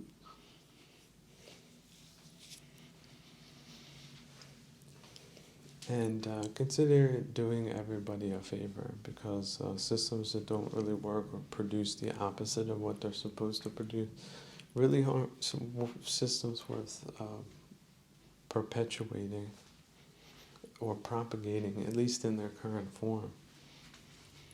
That is not to say that good governance is impossible. It isn't. But certainly there are worse ways to govern. But there's also a lot of better ways. And you can believe that, and that can also be true.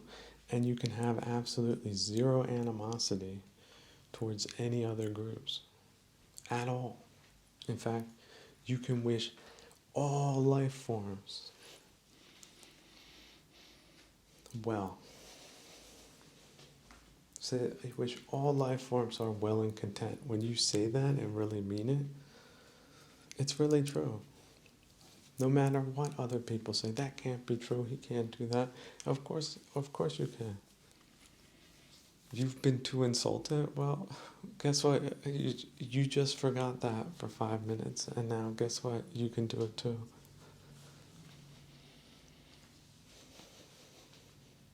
Whoever's telling you or whatever's telling you to hold on to a grudge, that's not a good voice. It's got not a good logic to it. There's nothing good about it. It's not honorable.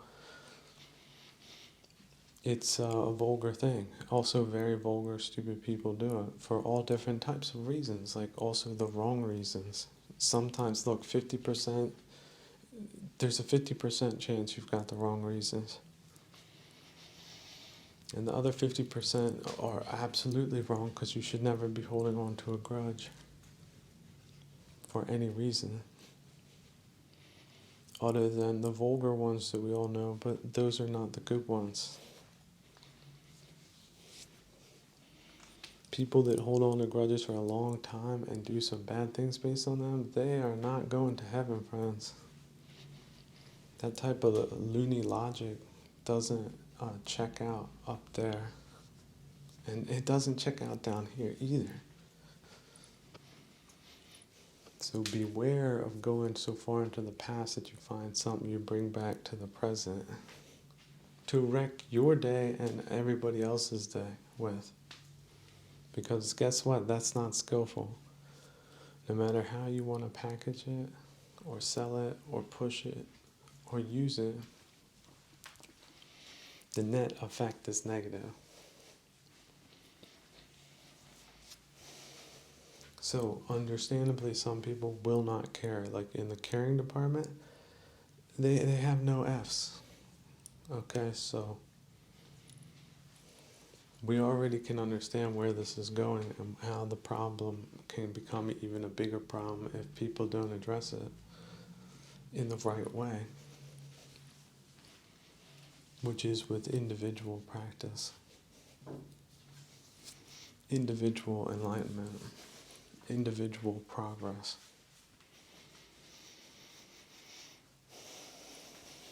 An individual purification program that gets all the gunk washed out of your gonectozoids that are glooped up, clumped up. They've got all this stuff thrown on it. So that's why the wires keep short-circuiting up there. Not only is your programming totally wrong, but even your emotions have been rewired. So that some people, instead of feeling the sparks under their butt, they feel like they're being burnt alive with some type of criticism, rather than seeing it as a call to general improvement of general conditions, individual, social, or otherwise. So you can always scale good ideas up, just like you can scale bad ideas up. Bad ideas based on memory wars is going to lead to other wars.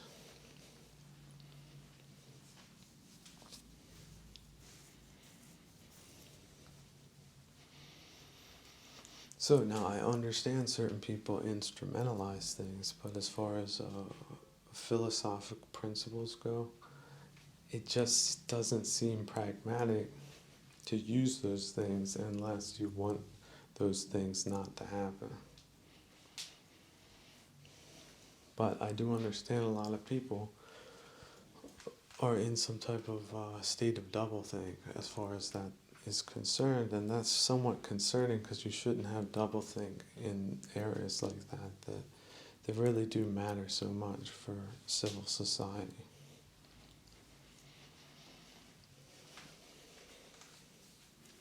But again, we always have to wonder, what audience are we talking to? Because if people do hate civil society, which we might as well assume that's the truth, that they're really not interested in doing anything good for civil society, just sort of replicating it passively enough is about their highest goal. And so that's how you should see their types of political operations, just pretending to be politics. None of the solutions, but similar kinds of friends.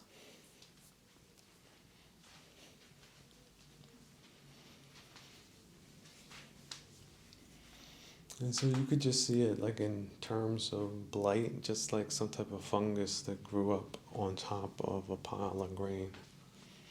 So it is off-putting. They do spread, but you can remove it and probably not contaminate the whole pile. Just have to change the storage conditions and let a little bit more air in, maybe. That should keep down on the mold problem.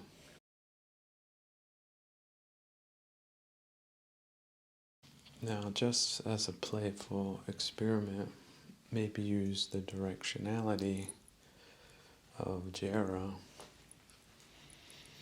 combined with the solar symbol, and then you're dealing with ice. So the ice symbol, and then melting. So you're thawing out, thinking of yourself as in a freeze, and just thawing out of that and giving yourself time. Have you ever been on like a mountain pass where you see those icicles melting, but you can feel the warmth of the day, that the sun is becoming brighter? It might be spring. And these things are pretty big, and it's coming from a hard winter, but you just know that the power of the sun, see, Gera plus the solar symbol onto the ice, you get into this thawing process. So let's also not forget that the freeze is part of a healing process. It's like a shock. So you were thrown out of a car. Well, your body has been injured maybe in multiple areas, and it's been such a shock to your nervous system that your brain doesn't know what's happened really. It needs to figure things out. And so it's sort of shutting down your higher cognitive faculties. So it's a form of shock. Now here's the other thing. Look, if you're a highly sensitive person, HSP, it could happen for any reason. You could have really fallen like deeply in love with a rock star, okay? Just the dumbest of stereotypical things. And guess what? He didn't return that burning love you had for him. And so now your heart's broken. But because you take your heart so seriously, that it was just such a devastating rebuttal of your self-worth, then you can see how people that are very sensitive can go so wrong on that road till they beat themselves up, essentially.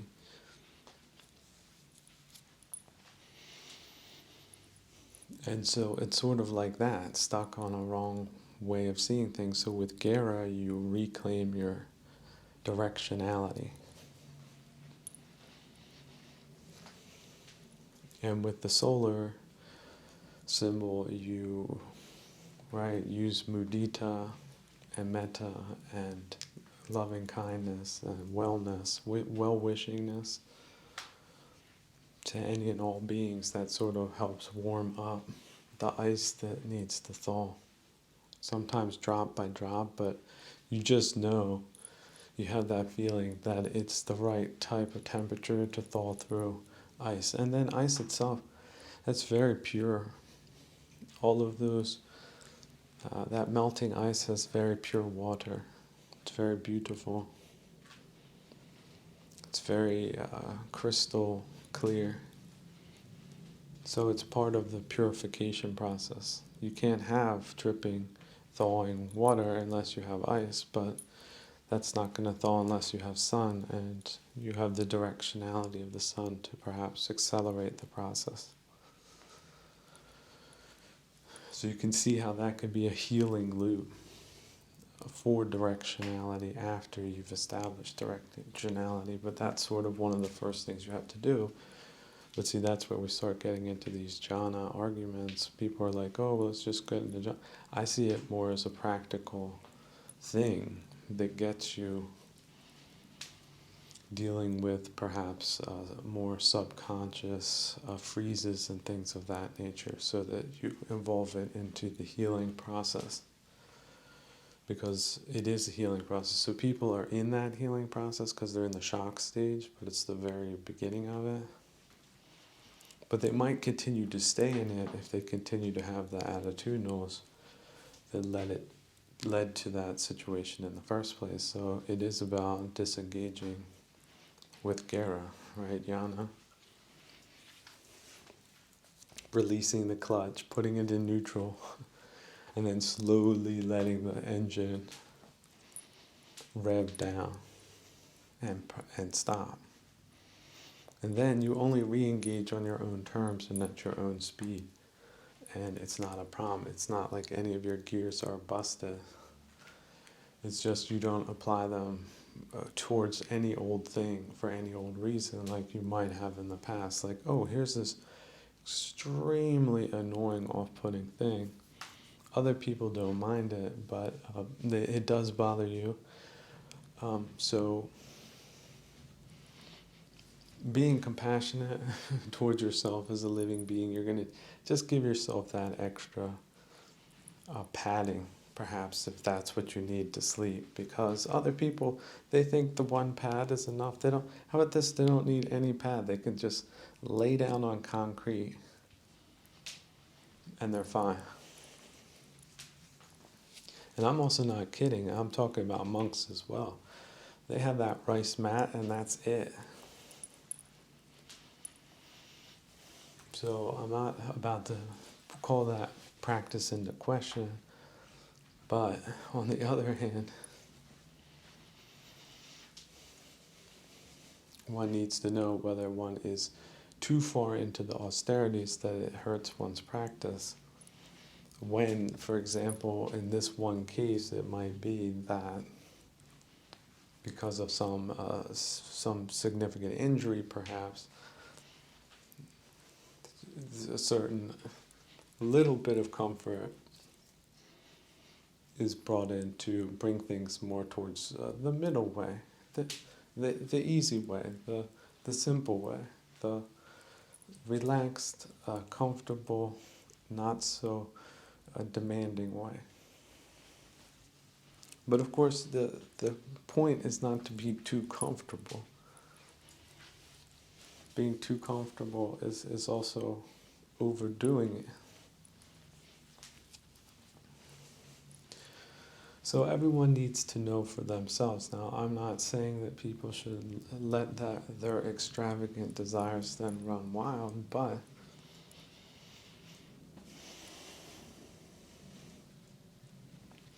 certainly there's a principle, the middle way. So what is the middle way? And maybe you can take the middle way and make it half the middle way, and then another half, and then your middle way is, again, has taken a different directionality with Gera, with jhana. You decided to focus your energies here instead of there. Maybe you can't get away, maybe you don't need to get away.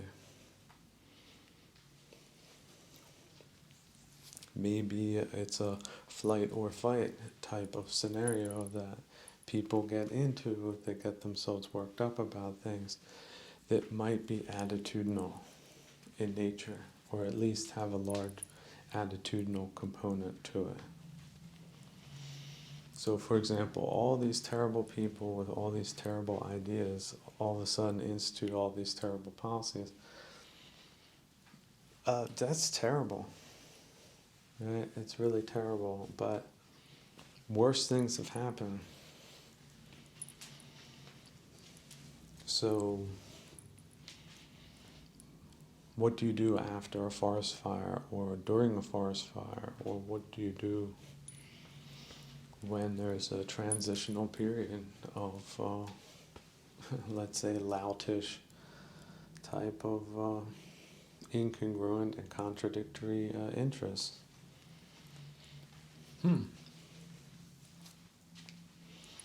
How did they do it in the 13th century? That was a pretty long century, wasn't it? 100 years. So you have a bunch of really misguided people in responsible positions.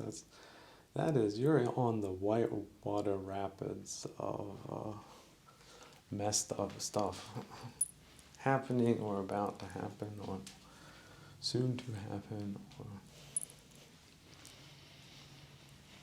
So, different epochs can have different defining characteristics to them. And of course, different people see things differently for different reasons at different times. There's different perspectives on every different thing, is there not? If you're willing to admit it, if you can view it with pure neutrality, things go up, things go down. I like that scene in the movie Labyrinth. Would you like to go up or down? He says, I think I've been traveling in this direction, I might as well continue going down. Like she said down. Yeah, down. Down and out. You down the first flight of steps and you thought you were at the ground floor, and the staircase got even longer and more crooked and messed up. Crumbly.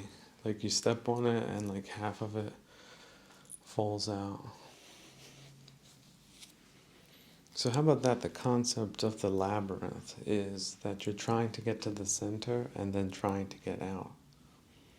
But there are no dead ends. whereas a maze can have dead ends. People often confuse the two. But the concept of a labyrinth is pretty amazing because it's not just getting to the center that's complicated, it's finding your way back out. But it is centric. So people have said it is a metaphor for the interior journey so that you can get out. Or defeat whatever monsters, minotaurs may be. Lurking around the chitta, the heart and mind and soul and spirit, and also spiritual causality that might extend into past lives and future lives. So all of these dimensionalities are in play, and yet we have secularists that claim to have an authority over the truth, and yet are so misguided as to be considered political in a science that should not be political, or at least shouldn't be politicized in the way that it has.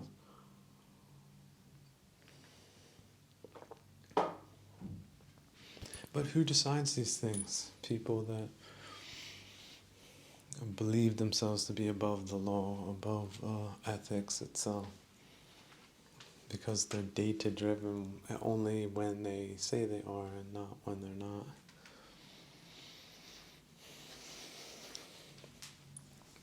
So essentially the personality traits of that all bad people have just applied to the scientific fields and the political offices naturally as well, financial system.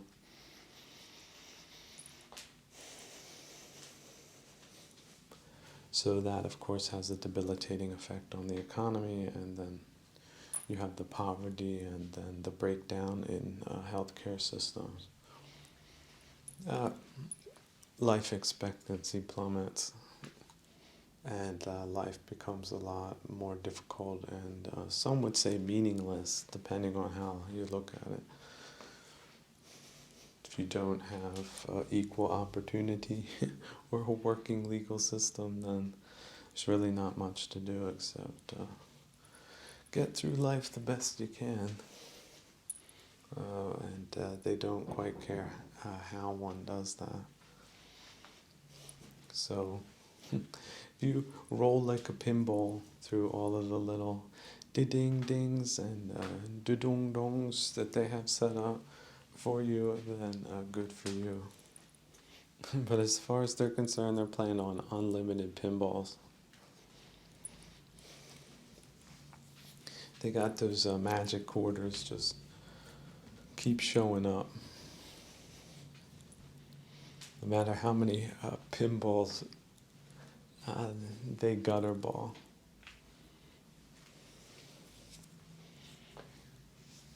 So there's something to be said for enlightened leadership, but certainly present circumstances does not give any witness or account of it in this present time. But that does not mean that such things are impossible. But certainly the people that haven't been doing things so wonderfully are the last people qualified for re-architecting a glorious return to a magnificent beginning.